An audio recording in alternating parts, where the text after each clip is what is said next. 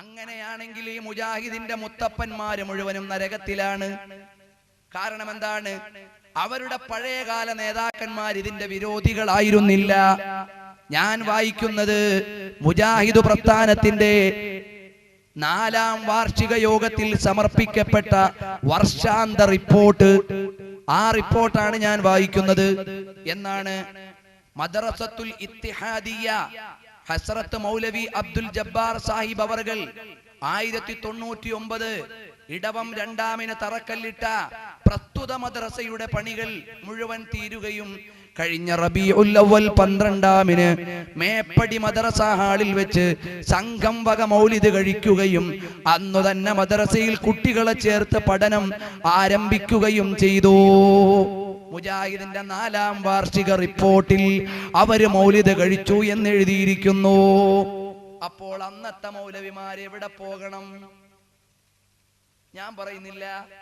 അൽ വിലായത്തു വൽ കറാമ എന്ന KM മൗലവി എന്ന മുജാഹിദിന്റെ നേതാവ് എഴുതിയ അറബി മലയാള പുസ്തകത്തിൽ മൗലിദാഘോഷം നല്ല കാര്യമാണെന്ന് എഴുതിയിരിക്കുന്നു. അപ്പോൾ അദ്ദേഹം എവിടെ പോകണം? ഇതുപോലെ നിങ്ങളുടെ മുത്തപ്പന്മാര് മുഴുവനും പോകേണ്ടത് നിങ്ങളുടെ പാദം ശരിയാണെങ്കിൽ നരകത്തിലേക്കാണ്. മാന്യ മുസ്ലിമീങ്ങൾ മനസ്സിലാക്കണം, ഈ നാട്ടിൽ അങ്ങനെയാണെങ്കിൽ സ്വർഗത്തിൽ പോകാൻ ആളുണ്ടാകുമോ? നമ്മുടെ കാട്ടുമുറാക്കൽ മഹല്ല് പള്ളിയുടെ ഖബർസ്ഥാനിൽ കിടക്കുന്ന 99% ആളുകളും മൗലിദോദിയവരാണ്. ചിലപ്പോ 100% ആളുകളും മൗലിദോദിയവരാണ്. റബീഉൽ അവ്വൽ മാസത്തിൽ മഹത്വം കൽപ്പിച്ചവരാണ്. മുജാഹിദിന്റെ വിശ്വാസ പ്രകാരം അവർ സ്വർഗത്തിൽ പോകാത്തവരാണ്. അത് സമ്മതിച്ചു കൊടുക്കാൻ ഈമാനുള്ളവർക്ക് പറ്റുമോ? ഇതുകൊണ്ടാണ് ഇത്തരം ഒരു ബോധവൽക്കരണ പരിപാടി ഇവിടെ സംഘടിപ്പിച്ചത്. നബി സല്ലല്ലാഹു അലൈഹി വസല്ലം തങ്ങളുടെ മേൽ മഹത്വം വാഴ്ത്തി പറഞ്ഞതിന്റെ പേരിൽ ഈ ലോകത്തെ മുഴുവൻ മുസ്ലിമീങ്ങളെയും കുറ്റപ്പെടുത്തുന്ന ആളുകൾ അല്ലാഹുവിന്റെ മതം അറിയാത്തവരാണ്, ദീനിൽ വിവരമില്ലാത്തവരാണ്, വഞ്ചിക്കപ്പെടാൻ പാടില്ല. ഇനി ഇദ്ദേഹത്തിന്റെ പുതിയൊരു കണ്ടുപിടുത്തമുണ്ട്. നബിതങ്ങൾ ജനിച്ചത് റമദാനിലാണ്. നബി ജനിച്ച ദിനം, ആ ജനിച്ചതും റബീഉൽ അവ്വലിനല്ല, റമദാനിലാണ്. മുഹമ്മദ് നബിയായത് റമദാനിലാണ്. അല്ലേ അല്ലേ അല്ലേ? ആർക്കാ അതിലെതിരെ അഭിപ്രായം? പിന്നെ റസൂൽ ജനിച്ച ദിനം, അതാണ് മുഹമ്മദിന്റെ ദിനം. മുഹമ്മദ് ജനിച്ച ദിനം, അവിടെ നബി ഇല്ല, റസൂലില്ല. നബി ജനിച്ചപ്പോ റസൂലല്ല, അത് ഈസാ നബിയാണ്. അത് ഖുർആൻ വേർതിരിച്ചു പറഞ്ഞു. ഞാൻ ജനിച്ചപ്പോ തന്നെ നബിയാണെന്ന് ഈസാ നബി പറഞ്ഞു. ഞാൻ ജനിച്ചപ്പോ നബിയാന്ന് മുഹമ്മദ് നബി സല്ലല്ലാഹു അലൈഹി വസല്ലം പറഞ്ഞിട്ടില്ല. 40ാമത്തെ വയസ്സിലാണ് നബിയായത്, ഇറാഖുവയിൽ വെച്ച നബിയായത്, നുബുവത്ത് കിട്ടിയപ്പോ നബിയായത്, അത് ലൈലത്തുൽ ഖദറിന്റെ രാത്രിയിലാണ്. അല്ലേ? എല്ലാവർക്കും അറിയാവുന്ന വസ്തുതയാണ്. അല്ലേ? അപ്പൊ നബിദിനം എന്ന് പറയുന്ന വാചകം തന്നെ തെറ്റാണ്. എന്നാൽ വിവരമില്ലാത്തവർ മതം പറയാൻ ഇറങ്ങരുത്. നബി സല്ലല്ലാഹു അലൈഹി വസല്ലം തങ്ങൾ പറയുന്നു, അന നബിയുൻ വ ആദമു ബൈന ത്വീനി വൽ മാ. ഞാൻ നബിയാണടോ, ആദൻ നബി മണ്ണിന്റെയും വെള്ളത്തിന്റെയും ഇടയിലായിരിക്കുന്ന ഘട്ടത്തിൽ തന്നെ. അന നബിയുൻ വ ആദമു മുൻജദിലുൻ ഫീ തീനതിഹി. ആദൻ നബി മണ്ണിന്റെയും വെള്ളത്തിന്റെയും ഇടയിലുള്ള ഘട്ടത്തിൽ തന്നെ ഞാൻ നബിയാണെന്ന് മുഹമ്മദ് മുസ്തഫ സല്ലല്ലാഹു അലൈഹി വസല്ലമ. ഇനി 40ാം വയസ്സിലാണ് നബുവത്ത് പ്രഖ്യാപിച്ചത്. അന്നാ നബിയായതെന്ന് സമ്മതിച്ചാൽ തന്നെ നബി ജനിച്ച ദിവസം ഇല്ലാതെയാകുമോ? ഇല്ല. കാരണം എന്താണ്? ലോകത്തുള്ള 10,000-കണക്കിന് കിതാബുകൾ ഇവിടെ കൊണ്ടുവരാം. എല്ലാ ഇമാമീങ്ങളും എഴുതുന്നു, വുലിദ റസൂലുള്ളാഹ് സല്ലല്ലാഹു അലൈഹി വസല്ലമ, അല്ലാഹുവിന്റെ റസൂൽ ജനിച്ചു ഫീ യൗമിൽ ഇത്നൈനി الثاني عشر മിൻ ശഹരി റബീഉൽ അവ്വൽ. 10,000-കണക്കിനല്ല ലക്ഷക്കണക്കിന് പണ്ഡിതന്മാർ എഴുതി വെച്ചിട്ടുണ്ട്, വുലിദ റസൂലുള്ളാഹ്, റസൂലുള്ളാഹ് ജനിച്ചു. ഇയാളുടെ വാദപ്രകാരം ഉലിദ ആരാണെന്ന് പറയാൻ പറ്റൂല. കാരണം എന്താ? നബിയായത് 40ാം വയസ്സിലാണ്, പേരിട്ടത് 7ാം ദിവസത്തിലാണ്. പിന്നെ ആരാ ജനിച്ചത്? മുഹമ്മദ് ഒന്നും പറയാൻ പറ്റൂല, പേരിട്ടത് 7-ാം ദിവസമാണ്. അപ്പൊ പിന്നെ ആര് ജനിച്ചു എന്നാ പറയുക? ഇയാളോട് ചോദിക്കേണ്ടത് നിന്റെ തന്ത എന്നാണ് ജനിച്ചത് എന്നാണ്. ഞാൻ അയാളെ കളിയാക്കാൻ പറയല്ല. അപ്പൊ അയാൾ പറയുന്ന മറുപടി എന്തായിരിക്കും എന്നറിയോ? എന്റെ തന്തയായി മാറിയത് 25-ാം വയസ്സിലാണല്ലോ വാപ്പ, എന്റെ വാപ്പ ജനിച്ചിട്ടില്ല എന്നല്ലേ പറയാൻ പറ്റുകയുള്ളൂ. അയാളെ തെറി പറഞ്ഞതല്ല, ഞാൻ വിഷയം മനസ്സിലാക്കാൻ വേണ്ടി ഓർമ്മപ്പെടുത്തിയതാണ്. ഇയാളുടെ വാപ്പയായി മാറിയത് ചുരുങ്ങിയത് 25-ഓ 20-ഓ ഒക്കെ വയസ്സിലായിരിക്കാം. അതിനു മുമ്പ് നിന്റെ വാപ്പ എന്നാ ജനിച്ചത് എന്ന് ചോദിച്ചാൽ മുജാഹിദുകാരന് മറുപടി ഉണ്ടാവൂല. കാരണം വാപ്പയായത് എത്രയോ കൊല്ലം കഴിഞ്ഞിട്ടാണ് എന്നല്ലേ അവർക്ക് മറുപടി പറയാനുണ്ടാവൂ. മനസ്സിലാക്കേണ്ടത് നബി സല്ലല്ലാഹു അലൈഹി വസല്ലം തങ്ങളുടെ ജന്മദിനമെന്ന വാക്ക് പോലും അവരതാ അപകീർത്തിപ്പെടുത്തുന്നു. അപ്പൊ മൗലിദ് കഴിക്കുന്ന ആളുകൾ മുഴുവനും നരകത്തിലേക്കാണെന്നും നബി സല്ലല്ലാഹു അലൈഹി വസല്ലം തങ്ങളുടെ ജന്മദിനം ആഘോഷിക്കാൻ പാടില്ലെന്നും അവര് പറയുന്ന വാദം തെറ്റാണ്, പ്രമാണമില്ലാത്തതാണ്. അള്ളാഹുവിന്റെ മതം നമ്മെ പഠിപ്പിക്കുന്നത് പുണ്യമുണ്ടെന്നാണ്. ഇനി അവര് പറയാനുള്ള കാരണം എന്താ? മറ്റൊരു കാരണം അവർ പറയും, മൗലിദിനകത്ത് നബിയോട് സഹായം ചോദിക്കുന്നുണ്ട്. ഇർതകബ്തു അലൽ ഖതാ ഗൈറ ഹസിരിൻ വഅദദ് ലക അഷ്കൂ ഫീഹി യാ സയ്യിദി ഖൈറൻ നബി എന്ന സഹായം തേടൽ നബിയോടുണ്ട്. അതുകൊണ്ട് മൗലിദ് തെറ്റാണെന്ന് അവര് പറഞ്ഞേക്കാം. സലാത്തുന്നാരിയ നരകത്തിലേക്കുള്ള സലാത്താണെന്ന് മുജാഹിദ് പറയുന്നുണ്ട്. കാരണം എന്താ? നബിയോട് ആവലാതി ബോധിപ്പിച്ചു എന്നുള്ളതാണ്. വരട്ടെ മോനെ. സ്വലാത്ത് അല്ലാഹുവിന്റെ റസൂൽ സല്ലല്ലാഹു അലൈഹി വസല്ലമക്ക് വേണ്ടി അല്ലാഹുവോട് നമ്മൾ നടത്തുന്ന പ്രാർത്ഥനയുടെ പേരാണ് സ്വലാത്ത്. ഇസ്ലാം മതത്തിന്റെ സ്വലാത്ത് എന്താ? അല്ലാഹുമ്മ സ്വല്ലി അലാ മുഹമ്മദിൻ വഅലാ ആലി മുഹമ്മദ് കമാ സ്വല്ലൈത അലാ ഇബ്രാഹീം വഅലാ ആലി ഇബ്രാഹീം وبارك على محمد وعلى آل محمد كما باركت على إبراهيم وعلى آل إبراهيم إنك حميد مجيد. അല്ലാഹുവേ മുഹമ്മദ് നബി സല്ലല്ലാഹു അലൈഹി വസല്ലമക്കും അവിടുത്തെ കുടുംബത്തിനും നീ രക്ഷയും ഗുണവും വർദ്ധിപ്പിച്ചു കൊടുക്കണേ, സമാധാനം കൊടുക്കണേ എന്ന പ്രാർത്ഥനയാണ് സ്വലാത്ത്. ഈ സ്വലാത്ത് ഇബാദത്താണ്. ഇതെങ്ങനെയാ സ്വലാത്ത് ചെയ്യേണ്ടത്? നമ്മൾ അള്ളാഹിനോട് പ്രാർത്ഥിക്കുകയാണ്. അള്ളാഹിനോട് പ്രാർത്ഥിക്കുന്നത് എങ്ങനെയാകണം? റബ്ബക്കും തളർറുഅൻ വഖുഫിയ, രഹസ്യമായും വിനയത്തോടു കൂടിയും നിങ്ങൾ റബ്ബിനോട് പ്രാർത്ഥിക്കണേ. എന്നാൽ നമ്മുടെ നാട്ടിലെ മതപണ്ഡിതന്മാരും മുസ്ലിയാക്കന്മാരെ പോലെയുള്ള ചില പ്രസംഗകന്മാരും ഒക്കെ എന്താ ചെയ്യാ? ചെല്ലടാ സലാത്ത് എന്ന് പറഞ്ഞ് ചൊല്ലിക്കല, ഒച്ച പോരാ എന്ന് പറയല, ശബ്ദം പോരാ എന്ന് പറയല. ജനങ്ങളെ ഇത് കാട്ടിക്കൂട്ടലല്ലേ?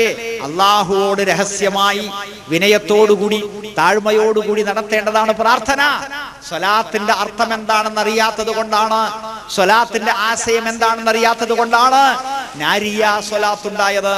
ഇബ്രാഹിം അൻ-നാസി എന്ന ഒരു ആള് അള്ളാഹുവിന്റെ റസൂലിനെ കൊണ്ടാണ് വിഷമങ്ങൾ തീരുന്നത് എന്ന് പറഞ്ഞുകൊണ്ട്, പ്രശ്നങ്ങൾ പരിഹരിക്കുന്നത് എന്ന് പറഞ്ഞുകൊണ്ട് അള്ളാഹുവിനെ തവക്കുലാക്കുന്നതിന് പകരം റസൂലിനെ തവക്കുലാക്കുന്ന, അള്ളാഹുവോട് പറയുന്നതിന് പകരം റസൂലിനോട് പറയുന്ന ശിർക്കിന്റെ സ്വലാത്ത് ഉണ്ടാക്കിയിട്ട് അതിന് നാരിയ സ്വലാത്ത് എന്ന് മുസ്ലിയാക്കന്മാര് പേരിട്ടു. നാരിയ സ്വലാത്ത് എന്ന് പേരിട്ടു. അതെ, അർത്ഥവത്തായിരിക്കുന്നു. നരകത്തിലേക്കുള്ള സ്വലാത്ത്, നാറ് നരകം, നാരിയ സ്വലാത്ത് അല്ലേ? എന്നാൽ കൊണ്ടോട്ടിയിലും അതുപോലുള്ള പല സ്ഥലങ്ങളിലും നിങ്ങൾക്ക് കാണാം സ്വലാത്ത് വക നേർച്ചപ്പെട്ടി. കൊണ്ടോട്ടിപ്പള്ളിയില് കാണാം സ്വലാത്ത് വക നേർച്ചപ്പെട്ടി എന്ന് പറഞ്ഞാൽ മുസ്ലിയാക്കന്മാര് അള്ളാഹുവോട് റസൂലിന് വേണ്ടി ദുആ ചെയ്യണമെങ്കിൽ ജനങ്ങളെ നിങ്ങൾ പണം കൊടുക്കണം. തട്ടിപ്പിന്റെ തരികിട പരിപാടിയുടെ മൂർത്തരൂപങ്ങളാണ് മുസ്ലിയാക്കന്മാർ. അവർക്ക് റസൂലിനോട് സ്നേഹമുണ്ടോ എങ്കിൽ അവർ പ്രാർത്ഥിക്കില്ലേ? അതിന് പകരം നിങ്ങളോട് പണം ചോദിക്കുന്ന യാചന തെണ്ടലല്ലേ ഇത്? ചങ്ങാതിമാരെ, നിങ്ങൾക്ക് സമയല്ലേ റസൂലിന് വേണ്ടി അള്ളാഹിനോട് ദ്വാരക്കാൻ? അള്ളാഹിന്റെ റസൂൽ പറഞ്ഞോ, ഇന്ന അഫാദില യൗമിക്കും യൗമുൽ ജുമുഅ. നബി സല്ലല്ലാഹു അലൈഹി വസല്ലം തങ്ങളോട് സഹായം തേടുക എന്നത് മൗലിദിൽ ഉണ്ട്. അതുകൊണ്ട് മൗലിദ് പറ്റൂല എന്നാണ് അവരുടെ വാദം. സലാത്തുന്നാരിയിൽ നബി തങ്ങളോട് സഹായം തേടലുണ്ട്. എന്നാൽ നബി സല്ലല്ലാഹു അലൈഹി വസല്ലം തങ്ങളോട് സഹായം തേടാൻ പറ്റുമോ? ഖുർആൻ എന്ത് പറയുന്നു?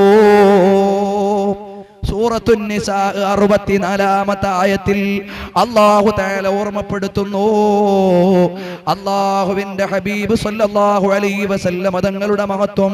വലൗ അന്നഹും ഇളലമു അൻഫുസഹും ജാഊക ഫസ്തഗ്ഫിറുല്ലാഹ വസ്തഗ്ഫറ ലഹുമുർ റസൂലു ലവജദുല്ലാഹ തവ്വാബർ റഹീമാ. ഖുർആനിൽ അല്ലാഹ് പറയുകയാണ്, ലൗ അന്നഹും ഇളലമു അൻഫുസഹും, അവർ അവരുടെ ശരീരങ്ങളോട് അക്രമം ചെയ്താൽ അഥവാ തെറ്റു ചെയ്താൽ, ഫസ്തഗ്ഫിറുല്ലാഹ, എന്നിട്ട് അവർ അല്ലാഹുവിനോട് പൊറുക്കലിനെ തേടി, വസ്തഗ്ഫറ ലഹുമുർ റസൂൽ, അവർക്ക് വേണ്ടി റസൂലുള്ള പൊറുക്കലിനെ തേടുകയും ചെയ്തു, എന്നാൽ ലവജദുല്ലാഹ തവ്വാബർ റഹീമാ,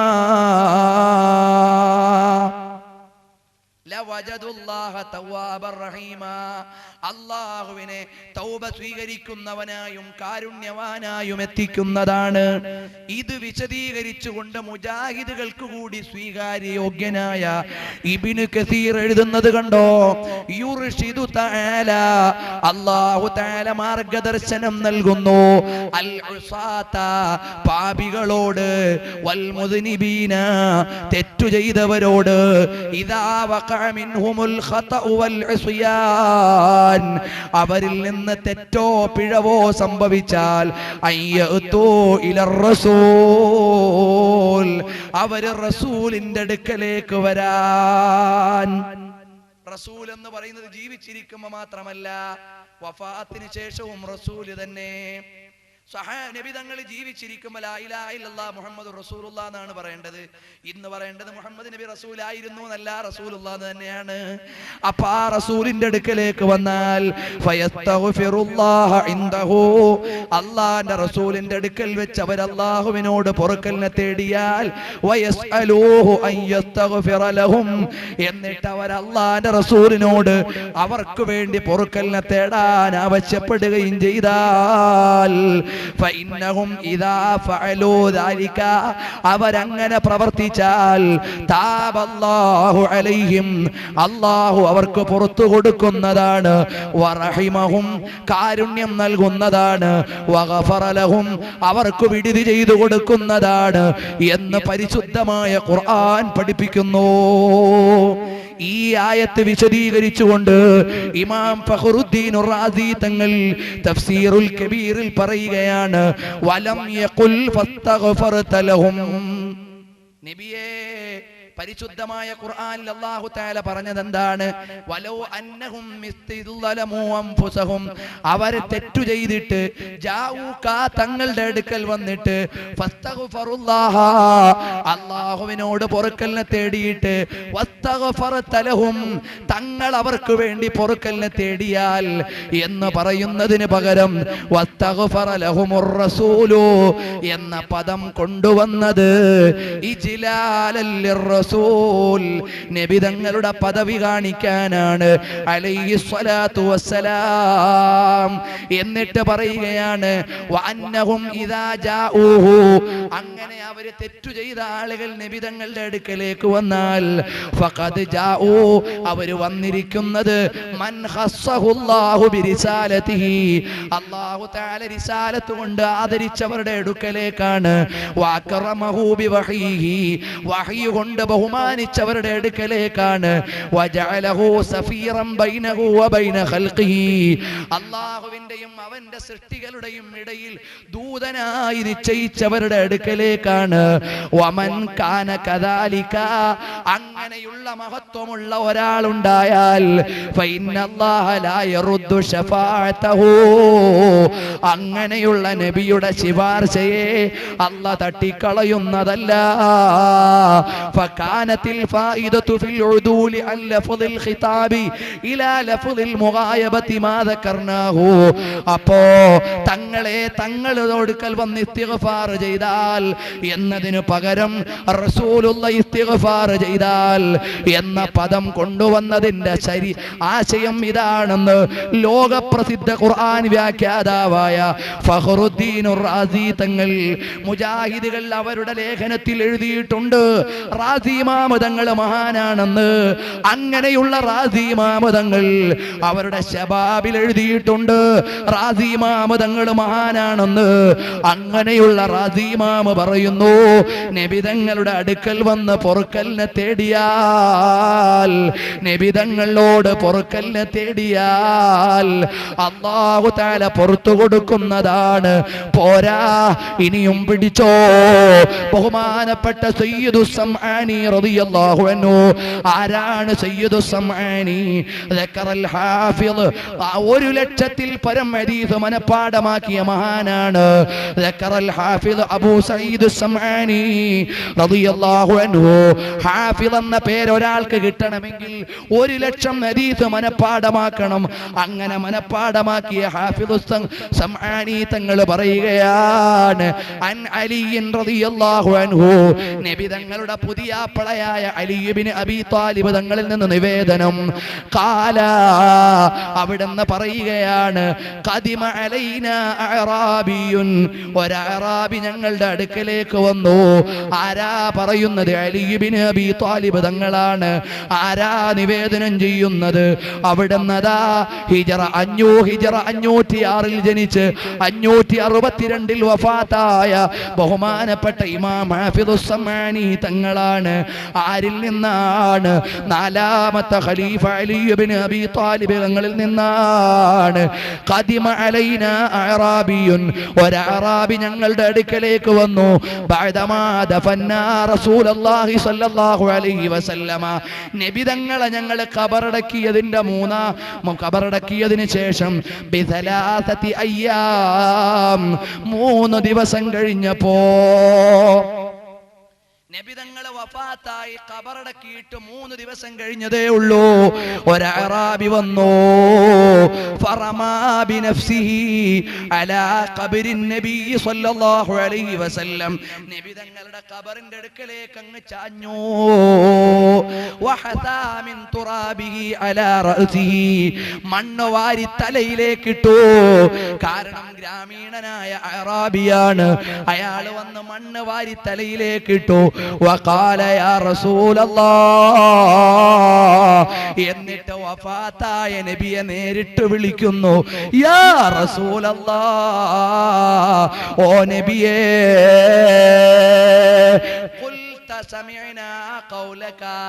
തങ്ങൾ പറഞ്ഞ വാക്കുകൾ ഞങ്ങൾ കേട്ടു. നബിയെ, തങ്ങൾ അല്ലാഹുവിൽ നിന്ന് സ്വീകരിച്ചതിന് തങ്ങളിൽ നിന്ന് ഞങ്ങൾ സ്വീകരിച്ചു. തങ്ങളുടെ മേൽ അല്ലാഹ് അവതരിപ്പിച്ച ഖുർആനിലുണ്ട്, വലൗ അന്നഹും ഇല്ലലമൂ അൻഫുസഹും ജാഊക വസ്തഗ്ഫറുല്ലാഹ വസ്തഗ്ഫറ ലഹുമുർ റസൂലു ലവജദുല്ലാഹ തവ്വാബർ റഹീമാ. പാപം ചെയ്തിട്ട് നബി തങ്ങളുടെ അടുക്കൽ വന്ന് അവിടുത്തെയോട് പൊറുക്കലിനെ തേടിയാൽ അല്ലാഹ് പുറത്തു തരുമെന്ന് ഖുർആനിലുണ്ടല്ലോ നബിയേ. എന്നിട്ട് പറയുകയാണ്, വഖദ് ളലംതു നഫ്സി, ഞാൻ അക്രമം പ്രവർത്തിച്ചു പോയി നബിയേ. വജിഅതുക തസ്തഗ്ഫിറു, ഞാൻ തങ്ങളുടെ അടുക്കൽ വന്നതാണ്. വഫാത്തായ 3-ാം ദിവസം പറയുകയാണ്, ഞാൻ തങ്ങളുടെ അടുക്കൽ വന്നതാണ്. തസ്തഗ്ഫിറു, തങ്ങൾ എനിക്ക് പൊറുക്കലിനെ തേടാൻ തങ്ങളോട് ആവശ്യപ്പെട്ടുകൊണ്ട് വന്നതാണ്.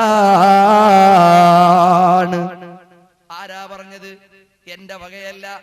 അലി ഇബ്നു അബീ ത്വാലിബ് എന്ന റളിയല്ലാഹു അൻഹു പരിശുദ്ധമായ ഖുർആനും ഹദീസും വേണ്ട പോലെ പഠിച്ച, അന മദീനത്തുൽ ഇൽമി വ അലിയും ബാബുഹാ, ഞാൻ വിജ്ഞാനത്തിന്റെ പട്ടണമാണെങ്കിൽ കവാടം അലി ഇബ്നു അബീ ത്വാലിബാണ് എന്ന് പറഞ്ഞ അലിയാർ തങ്ങളാണ് പറയുന്നത്.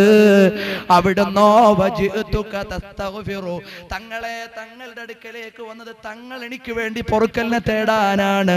ഫനൂദിയ മിനൽ ഖബരി, അപ്പ നബി തങ്ങളുടെ ഖബറിൽ നിന്നൊരു വിളി വന്നു.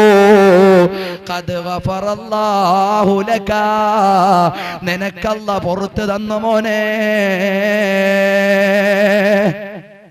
ഇതാരേ നിവേദനം ചെയ്തത്? 1,00,000-ൽ പരം ഹദീസ് മനപ്പാഠമാക്കിയ ഹാഫിളുസ് സമാനി തങ്ങളാണ്. എന്നിട്ട് ഇനിയും കാണാം ഹുജ്ജത്തുല്ലാഹി അലൽ ആലമീൻ ഫീ മുഅ്ജിസാത്തി സയ്യിദുൽ മുർസലീൻ എന്ന കിതാബിൽ യൂസുഫ് അൻ-നബഹാനി റഹിമഹുല്ലാഹ് തുടരുന്നുണ്ട്. വഅൻ മുഹമ്മദ് ബിൻ ഹർബിൽ ബാഹിലി ഖാല ദഖൽതുൽ മദീനത ഫന്തഹൈതു ഇലാ ഖബറിൻ നബി സ്വല്ലല്ലാഹു അലൈഹി വസല്ലമ ഫഇദാ അറാബിയ്യുൻ യൂദിഉ അലാ ബഈരിഹി ഫഅനാഖഹു വഅഖലഹു ثم دخل إلى القبر فسلم سلاما حسنا ودعا دعاء جميلا ثم قال بأبي وأمي يا رسول الله. അവിടെ അടുത്ത നിവേദനം കാണാം. നബി സല്ലല്ലാഹു അലൈഹി വസല്ലം തങ്ങളുടെ അടുക്കലേക്ക് വന്നു ഒരു അറാബി. ഒട്ടകത്തെ അവിടെ ബന്ധിച്ചു. എന്നിട്ട് നബി തങ്ങളുടെ ഖബറിന്റെ അടുക്കലേക്ക് കടന്നു. ഫസല്ലമ സലാമൻ ഹസന, നല്ല മട്ടത്തിലൊന്ന് സലാം പറഞ്ഞു. വദഅ ദുആൻ ജമീല, മനോഹരമായ ദുആ നടത്തി. ثم قال, എന്നിട്ട് വഫാത്തായ നബിയോട് പറഞ്ഞു യാ അബീ വ ഉമ്മി, എൻ്റെ ഉമ്മയും വാപ്പയുമായ നബിയേ, യാ റസൂലല്ലാഹ് അൻത ഉമ്മുൻ അം അബൂ മാ റഅയ്നാ ഫീഹിമാ മിഥല ഹുസ്നിക ഖത്തു യാ സയ്യിദി ഖൈറൻ നബി. അതാര് പഠിപ്പിച്ചതാണ്? സ്വഹാബികൾ പഠിപ്പിച്ചതാണ്. ഇർതകബ്തു അലൽ ഖതാ ഗൈറ ഹസിരിൻ വഅദദ് ലക അഷ്കൂ ഫീഹി യാ സയ്യിദി ഖൈറൻ നബി. തെറ്റ് ചെയ്തു പോയി നബിയേ, പൊറുക്കലിനെ തേടിത്തരണം നബിയേ എന്ന് പറയുന്നത് സ്വഹാബികൾ പഠിപ്പിച്ചതാണ്. എന്നിട്ട് പറയുകയാണ് ഇന്നല്ലാഹ ഖസ്സക ബിവഹീഹി വഅൻസല അലൈക കിതാബൻ വജമഅ ലക ഫീഹി ഇൽമൽ അവ്വലീന വൽ ആഖിരീന വഖാല ഫീ കിതാബിഹി വഖൗലുഹുൽ ഹഖ് വലൗ അന്നഹും ഇളലമു അൻഫുസഹും ജാഊക ഫസ്തഗ്ഫിറുല്ലാഹ ഫസ്തഗ്ഫറ ലഹുമുർ റസൂലു ലവജദുല്ലാഹ തവ്വാബർ റഹീമാ. സൂറത്തുൻ നിസായിലെ 64-ാമത്തെ ആയത്തിനെ മാനദണ്ഡമാക്കി മഹാന്മാര് വന്ന നബി തങ്ങളോട് സഹായം തേടുന്നു. പിന്നെന്തേ നമുക്ക് വിരോധം? ഇനിയും നൂറുകണക്കിന് ഇമാമിങ്ങളെ കാണാം. കണ്ടില്ലേ സ്വഹീഹുൽ ബുഖാരിക്ക് ലോകപ്രസിദ്ധമായ വ്യാഖ്യാനം എഴുതിയ ഇബ്നു ഹജറുൽ അസ്ഖലാനി റഹിമഹുല്ലാഹ്, അതും ഹാഫിളാണ്. ഹാഫിൾ എന്ന് പറഞ്ഞാൽ 1,00,000 ഹദീസ് മനപ്പാഠമാക്കിയവർക്കാണ് ഹാഫിൾ എന്ന സാങ്കേതിക പ്രയോഗമുള്ളത്. ആ മഹാനവറുകൾ പറയുകയാണ്, ആരാണ് ഇബ്നു ഹജറുൽ അസ്ഖലാനി റഹിമഹുല്ലാഹ്, വയഖൂലു ഖുൽ തസ്മഉ വസൽ തുഅൽ മുനാ വഷ്ഫഅ തുശഫഅ മിൻ റഹീനി ദുനൂബി ഫഷ്ഫഅ ലിമാദിഹിക الذي بك يتقي أهوال يوم الدين والتعذيب. പരലോകത്തെ ശിക്ഷയിൽ നിന്നും പരിഭ്രമത്തിൽ നിന്നും പരിഹാരം തരേണ്ട നബിയേ, തങ്ങളോട് ഞാൻ സഹായം തേടുന്നു. ആരാണ് പറയുന്നത്? ഇബ്നു ഹജറുൽ അസ്ഖലാനി. ഇവരെല്ലാം മുസ്ലിംകളല്ലെന്നോ, ഇവരെല്ലാം മുശ്രിക്കുകളാണെന്നോ, ഇവരെല്ലാം ഇസ്ലാമിൽ നിന്ന് പുറത്താണെന്നോ സമ്മതിക്കാൻ ഈമാനുള്ളവർക്ക് പറ്റൂല. അതിനാണ് നമ്മൾ ഇവിടെ ഈ വേദി ഉണ്ടാക്കിയത്. അപ്പോൾ മഹാന്മാരായ പണ്ഡിതന്മാരെ മുഴുവനും ബഹുദൈവ വിശ്വാസികളാക്കി. മൗലിദോതുന്നവർ മുഴുവനും നരകത്തിലാണെന്ന് പറഞ്ഞ് അള്ളാഹുവിന്റെ മതത്തെ കുറ്റം പറയുന്നവരുടെ വാദത്തിൽ എന്റെ സാധാരണക്കാരായ മുസ്ലിമീങ്ങൾ പെട്ടുപോകരുത്. അതിനുവേണ്ടി ഓർമ്മപ്പെടുത്തുകയാ. ആരോടും വെല്ലുവിളിക്കാനല്ല, പക തീർക്കാനല്ല, അള്ളാഹുവിന്റെ കോടതിയിൽ നാളെ സമാധാനം പറയാനാണ്. മൗലിദോതുന്നവർ മുശ്രിക്കീങ്ങളാണ് പോൽ. മൗലിദോദിയാൽ നരകത്തിലേക്ക് പോകുമ്പോൾ ഇത് ഞാൻ ഈ വിഷയം യഥാർത്ഥത്തിൽ ആമുഖം മാത്രമേ ഇന്നിവിടെ അവതരിപ്പിക്കുന്നുള്ളൂ. വേണ്ടി വന്നാൽ പിന്നീട് ഇൻഷാ അല്ലാഹ് ഇമാമിങ്ങളുടെ മുഴുവൻ വചനങ്ങൾ വിശദീകരിക്കും. ആ ഫത്ഹുൽ മുബീനിൽ ഒരു കിതാബ്.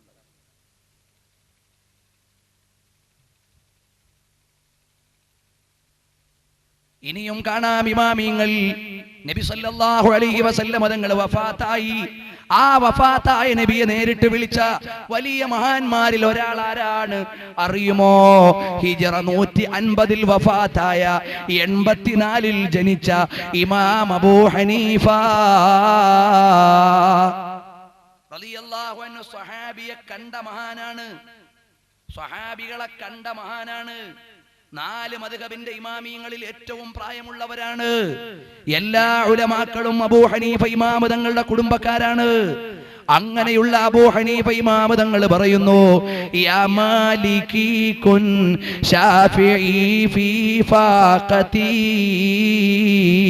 ഇന്നി ഫഖീറുൻ ഫിൽ വറാലി ഗിനാക. യാ മാലികി, എന്റെ ഉടമസ്ഥരായ നബിയേ. ഉടമസ്ഥൻ എന്ന് പറഞ്ഞാൽ അല്ല ഉടമസ്ഥനാക്കും പോലല്ല, ദുനിയാവിൽ അടിമയും ഉടമയും ഉണ്ട്. അതാണ് അബ്ദുകൽ മിസ്കീനു യർജു ഫളലകൽ ജമ്മൽ ഗഫീർ ഫീക ഖദ് അഹ്സൻതു ളന്നി യാ ബശീറു യാ നദീർ. മുതലാളിയായ നബി, എന്റെ മുതലാളിയായ നബി. അത് അവിടുത്തെ വിനയം കൊണ്ട് പറയുന്ന പ്രയോഗമാണ്. അടിമ ഉടമ സമ്പ്രദായമുള്ള കാലത്ത് മുതലാളിയെ വിളിക്കുന്നത് എന്താണ്? ഉടമസ്ഥൻ എന്നാണ് വിളിക്കുന്നത്. കാരണം ഇയാളെ മാർക്കറ്റിൽ നിന്ന് വാങ്ങിക്കൊണ്ടുവന്നതാണ്. അടിമയെ അടിമ എന്ന് തന്നെയാണ് വിളിക്കുന്നത്, അബ്ദ് എന്ന് തന്നെയാണ് പ്രയോഗിക്കുന്നത്. ആ പ്രയോഗമാണ് യാ മാലികി, എന്റെ നേതാവായ നബിയെ. കുൻ ശാഫിഈ ഫീ ഫാഖതി, എന്റെ വിഷമഘട്ടത്തിൽ എനിക്ക് ശുപാർശ ചെയ്യണേ നബിയേ. ഇന്നി ഫഖീറുൻ ഫിൽ വറാലി ഗിനാക, അവിടുത്തെ ഐശ്വര്യത്തിലേക്ക് ആവശ്യമുള്ള ദാരിദ്ര്യമുള്ളവനാണ് ഞാൻ എന്ന് ബഹുമാനപ്പെട്ട ഇമാം അബൂ ഹനീഫ റളിയല്ലാഹു അൻഹു പറയുന്നു. അപ്പൊ ഇമാം അബൂ ഹനീഫ തങ്ങൾ പറഞ്ഞത് എന്താണ്? നബി സല്ലല്ലാഹു അലൈഹി വസല്ലം തങ്ങളോട് നേരിട്ട് സഹായം തേടാമെന്നാണ്. ഇബ്നു ഹജർ അൽ അസ്ഖലാനി തങ്ങൾ പറഞ്ഞത് എന്താണ്? നബി സല്ലല്ലാഹു അലൈഹി വസല്ലം തങ്ങളോട് സഹായം തേടാമെന്നാണ്. ബഹുമാനപ്പെട്ട നബവി ഇമാം തങ്ങൾ പറഞ്ഞത് എന്താണ്? നബി സല്ലല്ലാഹു അലൈഹി വസല്ലം തങ്ങളോട് സഹായം തേടാമെന്നാണ്. എല്ലാ ഇമാമിയങ്ങളും പഠിപ്പിച്ച ആശയം അതാണ്. അതുകൊണ്ട് നബി തങ്ങളോട് സഹായം തേടി എന്നത് ഇസ്ലാമിന് വിരുദ്ധമുള്ള കാര്യമല്ല. പിന്നെ ഒരു കാര്യം മനസ്സിലാക്കണം, നബി തങ്ങൾ അല്ലാഹുവിന്റെ ദാസനാണ്, പ്രവാചകനാണ്. നബി സല്ലല്ലാഹു അലൈഹി വസല്ലം തങ്ങൾക്ക് സ്വന്തം കഴിവില്ല, അത് നമ്മുടെ ഈമാനാണ്. നബി തങ്ങളുടെ ചെറിയ വിരലൊന്നനങ്ങണമെങ്കിലും അല്ലാഹ് കൊടുക്കാത്ത കഴിവില്ലല്ലോ, അതാണ് നമ്മുടെ ഈമാൻ കേട്ടോ. ദൈവികത്വം സമ്മതിച്ചുകൊണ്ട് ഒരാളോട് ചോദിക്കുമ്പോഴേ ആരാധനയാകൂ. ദൈവികത്വം സമ്മതിക്കാതെ ചോദിക്കുമ്പോൾ അത് അയാൾക്കുള്ള ആരാധനയല്ല. പരസ്പരം മനുഷ്യരെ സഹായിക്കണമെന്ന് ഖുർആൻ പഠിപ്പിക്കുന്നു. തആവനൂ അലൽ ബിർരി വത്തഖ്വാ വലാ തആവനൂ അലൽ ഇസ്മി വൽ ഉദ്വാൻ. അപ്പൊ ദൈവികത്വം അല്ലാഹുവിന് മാത്രമേ ഉള്ളൂ. ലാ മഅബൂദ ബിഹഖ്ഖിൻ ഇല്ലല്ലാഹ്, ആരാധനയ്ക്ക് അർഹൻ അല്ലാഹുവേ ഉള്ളൂ. ആ അടിസ്ഥാനത്തിൽ വിശ്വസിക്കുന്നവരാണ് നമ്മൾ. അപ്പൊ നമ്മൾ നബിയോട് സഹായം തേടുന്നത് അവിടുത്തെ റിസാലത്തിന്റെ പദവിയിൽ നിന്ന് സഹായിക്കാനാണ്. ഇനിയും ഒരുപാട് വിഷയം ഇതിൽ തന്നെ പറയാനുണ്ട്, സമയത്തിന്റെ പരിമിതി കൊണ്ട് ഞാൻ ചുരുക്കുന്നു. ഇനിയോ ഇവരുടെ വാദം നബി സല്ലല്ലാഹു അലൈഹി വസല്ലം തങ്ങളെ വിളക്കാക്കി കളഞ്ഞു എന്നാണ് ഒരു മൗലവി പറയുന്നത്. കേട്ടോളൂ. നബി സല്ലല്ലാഹു അലൈഹി വസല്ലമയെ സംബന്ധിച്ച് മൗലിദ് കിതാബിലൊക്കെ എഴുതി വെച്ചിട്ടുണ്ട്. മുഹമ്മദ് നബി ഒരു വിളക്കാണ്. അങ്ങനെ മുഹമ്മദ് നബി ഒരു വിളക്കാണ്. ആ മുഹമ്മദ് നബി ഒരു വിളക്കായതുകൊണ്ട് ഞങ്ങളെ വീട്ടിൽ എന്ത് വേണ്ട? വെളിച്ചം വേണ്ട. മുഹമ്മദ് നബിന്റെ വിളക്കാണ്. അപ്പൊ ആയിഷ ബീവിന്റെ എന്തെങ്കിലും വീണുപോയാല് റസൂൽ എന്നും കിടക്കി നോക്കട്ടെ, ഞാൻ തരട്ടെ, വെളിച്ചം കിടക്കി. ടോർച്ചാണല്ലോ നബി. അങ്ങനെ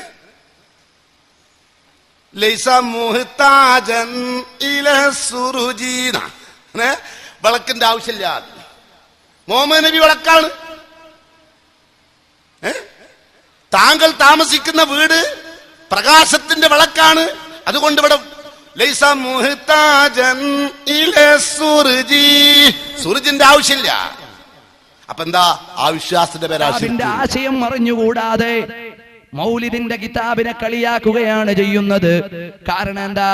ഇന്ന ബൈതൻ അൻത സാകിനുഹു ലൈസ മുഹ്താജൻ ഇലസ്സുർജി. വല്ല വീട്ടിലും തങ്ങൾ താമസിച്ചാൽ അവിടെ വിളക്ക് വേണ്ട നബിയേ. ഒരുപാട് അർത്ഥമുള്ള പ്രയോഗമാണിത്. ഒന്ന്, നബി സല്ലല്ലാഹു അലൈഹി വസല്ലമ തങ്ങളെ കുറിച്ച് ഖുർആൻ പറയുന്നു, ലഖദ് ജാഅകും മിനല്ലാഹി നൂറുൻ വകിതാബും മുബീൻ. അല്ലാഹുവിൽ നിന്ന് നൂറ് നിങ്ങൾക്ക് വന്നിട്ടുണ്ട്. ഐ മുഹമ്മദുൻ സല്ലല്ലാഹു അലൈഹി വസല്ലമ. അത് ബൈത്താക്കിയതാണ് ഞങ്ങൾ മൗലിദ് കിതാബിൽ ചെയ്തത്.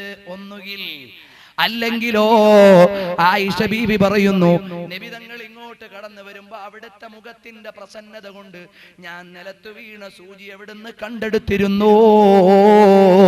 അവിടുന്ന് വെളിച്ചമാണ്. ഇനി അങ്ങനെയുമല്ലെങ്കിലോ മൗലിദുണ്ടാക്കിയ ഞങ്ങളുടെ ഉസ്താദുമാരല്ലേ, പണ്ഡിതന്മാരല്ലേ, ഒരുപാട് ആശയമുള്ളതാണ്. ഇന്ന ബൈതൻ അൻത സാകിനുഹു, തങ്ങൾ താമസിക്കുന്ന ഹൃദയത്തിന് ലൈസ മുഹ്താജൻ ഇലസ്സുർജി, അവിടെ മറ്റൊരു വിളക്കം വെളിച്ചം വേണ്ട. ഹിദായത്തിന്റെ കൽബായി മാറും കേട്ടോ. ഗസാലി ഇമാം തങ്ങളോ അവിടുന്ന് പറഞ്ഞിട്ടുണ്ട്, ലാ തദ്ഖുലു മലായികത്തുർ റഹ്മാ ഫീ ബൈത്തിൻ ഫീ കൽബും വസൂറാ. പട്ടിയും ഫോട്ടോയുമുള്ള വീട്ടിൽ റഹ്മത്തിന്റെ മലക്കുകൾ കടക്കൂല. അതുകൊണ്ട് ഷോക്കേസിൽ നിന്ന് പ്രതിമയൊക്കെ മാറ്റി വെക്കണം.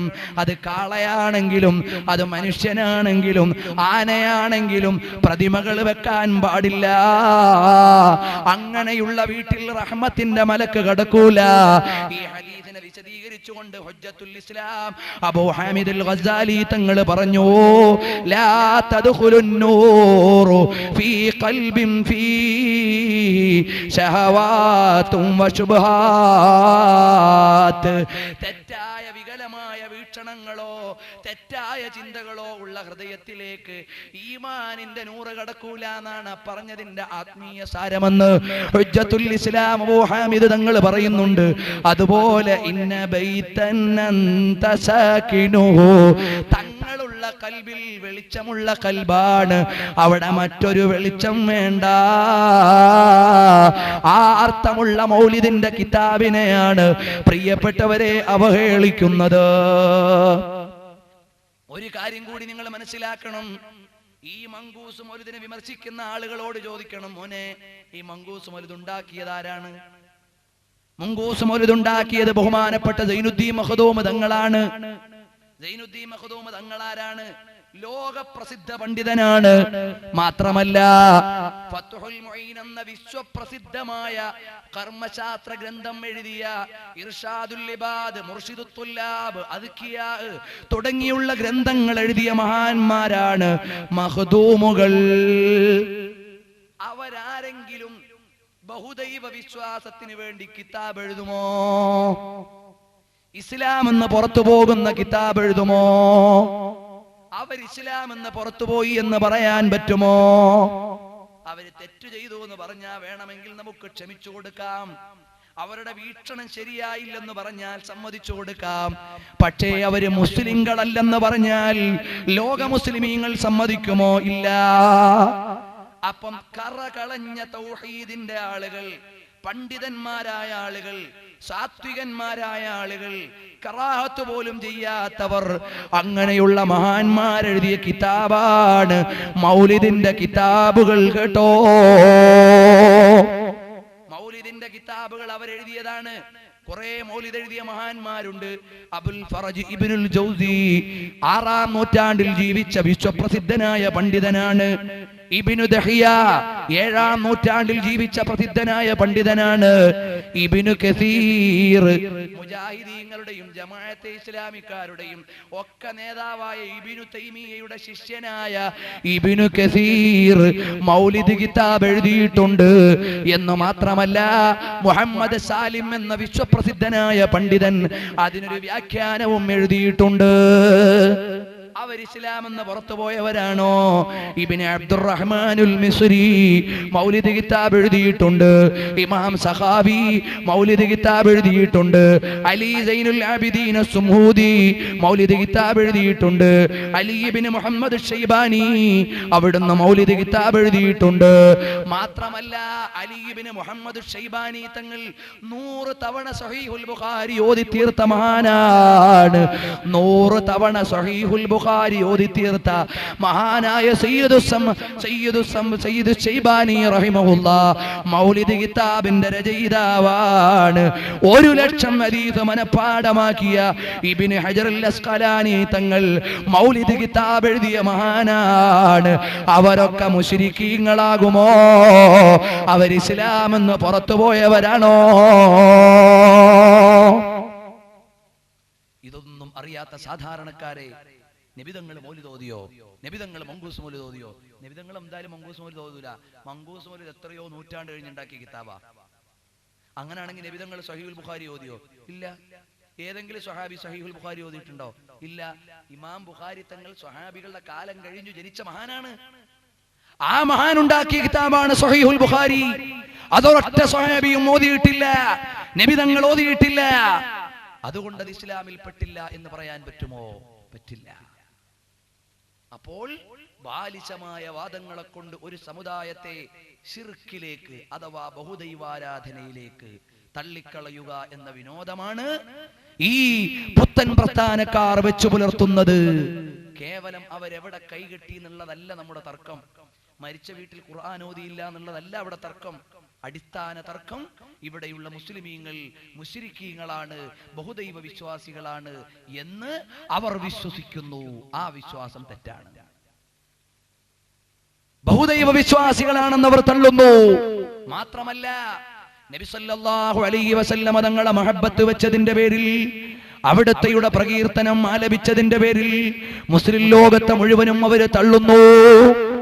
ഇനിയും 1-2 കാര്യങ്ങൾ കൂടി ഓർമ്മപ്പെടുത്തി ഞാൻ നിർത്താം. ഇൻഷാ അല്ലാഹ് മറ്റു കാര്യങ്ങൾ പിന്നീട് പറയാം.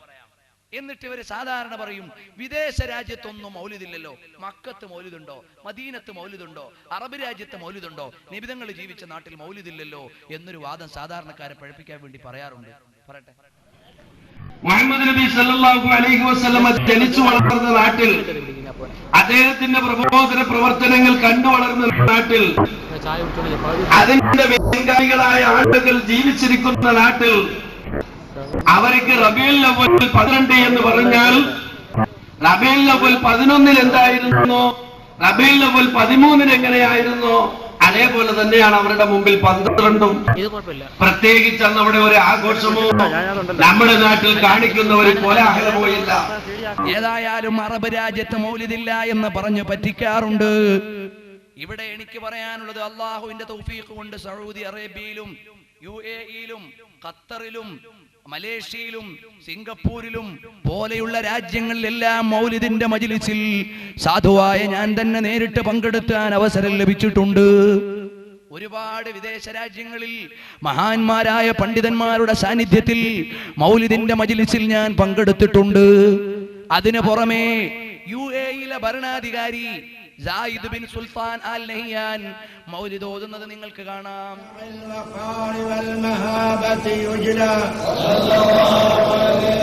ولد نبينا محمد صلى الله عليه وسلم بوجه ما يرى أحسن منه ولا أحلى صلى الله عليه بنور يا أكرم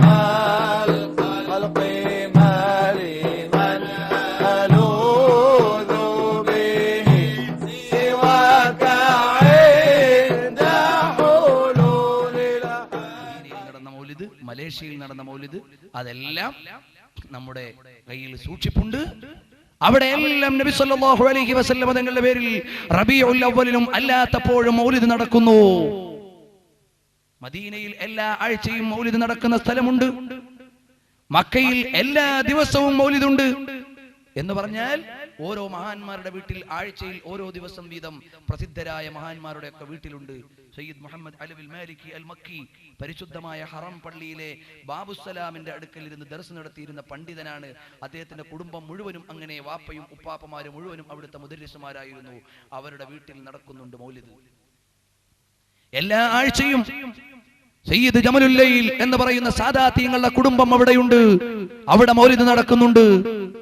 ഡോക്ടർ മുഹമ്മദ് അബ്ദു യമാനി എന്ന മുൻ പെട്രോളിയം മിനിസ്റ്റർ, സൗദി അറേബ്യയുടെ മിനിസ്റ്റർ, അദ്ദേഹത്തിന്റെ മകളുടെ വീട്ടിൽ ആഴ്ചതോറും മൗലിദുണ്ട്. എനിക്ക് അദ്ദേഹത്തിന്റെ ക്ഷണപ്രകാരം പങ്കെടുക്കാൻ അവസരം ലഭിച്ചിട്ടുണ്ട്. അങ്ങനെ തുടങ്ങി എല്ലാ മഹാന്മാരായ പണ്ഡിതന്മാരുടെയും വീടുകളിൽ ആഴ്ചതോറും മൗലിദ് നടക്കുന്നു. അങ്ങനെ കഅബാലയത്തിന്റെ പരിസരത്തുള്ള പ്രമുഖ പണ്ഡിതന്മാരുടെ പലരുടെയും വീടുകളിൽ ആഴ്ചതോറും മൗലിദ് നടക്കുന്നുണ്ട്. എന്നിട്ട് അന്ധമായി അതിനെ നിഷേധിക്കുകയാണ് പ്രിയപ്പെട്ടവരെ ചെയ്യുന്നത്. ഇനി ഒന്നുകൂടി മനസ്സിലാക്കണം, നബി സല്ലല്ലാഹു അലൈഹി വസല്ലം തങ്ങളുടെ മേൽ മൗലിദ് ലോകം മുഴുവനും കൊണ്ടാടുന്നു. ഇനിയോ നബി സല്ലല്ലാഹു അലൈഹി വസല്ലം തങ്ങൾ ജനിച്ച രാവ്, അതിന് മഹത്വമുണ്ടെന്നതിന്റെ പേരിൽ അതാ മുസ്ലിം ലോകത്തെ മുജാഹിദുകൾ അപകീർത്തിപ്പെടുത്തുന്നത് കണ്ടോളൂ. രാവുകളിൽ കർമ്മങ്ങൾ അധികരിപ്പിക്കൽ പ്രത്യേക നിർദ്ദേശങ്ങളുണ്ട്. രാവുകളിൽ ഏറ്റവും പുണ്യമുള്ള രാവ് നബി ജനിച്ച രാവാണ്. നിങ്ങൾ ആലോചിക്കണം. തെളിവൊന്നുമില്ല, ഖുർആന് തെളിവില്ല, ഹദീസിന് തെളിവില്ല. ഇവർക്ക് തെളിവ് വേണ്ട, നാവിന്റെ നീളമാണ്. അതൊരു പക്ഷേ ഒരു 80 കിലോമീറ്റർ ഒക്കെ ഉണ്ടാവും. ആ നീളത്തിനനുസരിച്ചുള്ള വാക്കുകളാണ് ഈ പറയുന്നത്. നിങ്ങൾ ആലോചിച്ചു നോക്കണം, എന്താ പറയുന്നത്? രാവുകളിൽ വെച്ച് ഏറ്റവും പുണ്യം നബി ജനിച്ച രാവാകുന്നു എന്നാണ്. ഇസ്ലാം പഠിപ്പിച്ചിട്ടില്ല, ഖുർആൻ പഠിപ്പിച്ചിട്ടില്ല, ഹദീസ് പഠിപ്പിച്ചിട്ടില്ല, മുഹദ്ദിസീങ്ങൾ ഒരാളും പഠിപ്പിച്ചിട്ടില്ല, മദ്ഹബിന്റെ ഇമാമിങ്ങൾ പഠിപ്പിച്ചിട്ടില്ല. ലോകത്ത് ഈമാനുള്ള, ഇഖ്ലാസുള്ള, ഇസ്ലാം മനസ്സിലായ ഒരാളും പഠിപ്പിച്ചിട്ടില്ല എന്നുള്ളതാണ് ഈ വിഷയത്തിലെ വസ്തുത. നിങ്ങൾ മനസ്സിലാക്കണം. അത്ഭുതമാണ് ഈ സമുദായത്തിന്റെ അവസ്ഥ. നിങ്ങൾ ആലോചിച്ചു നോക്കൂ. തെളിവില്ലാന്ന് വിചാരിക്കുക. എന്താ, അതേ ലേഖനത്തിൽ തന്നെ തെളിവ് പറയുന്നുണ്ട്. അയാള് തന്നെ അത് വായിക്കുന്നുണ്ട്. തെളിവ് പറഞ്ഞ് മഹാനായ ഒരു പണ്ഡിതന്റെ മേൽ കയറിയിട്ട് ബഹളം ഉണ്ടാക്കുന്നുണ്ട്. വരട്ടെ മോനെ. ഇനി നോക്കൂ, ഇമാം ഖസ്തല്ലാനി പറയുന്നു. ഇമാം ഖസ്തല്ലാനി പറയുന്നു, ചില്ലറക്കാരനല്ല ഇമാം ഖസ്തല്ലാനി.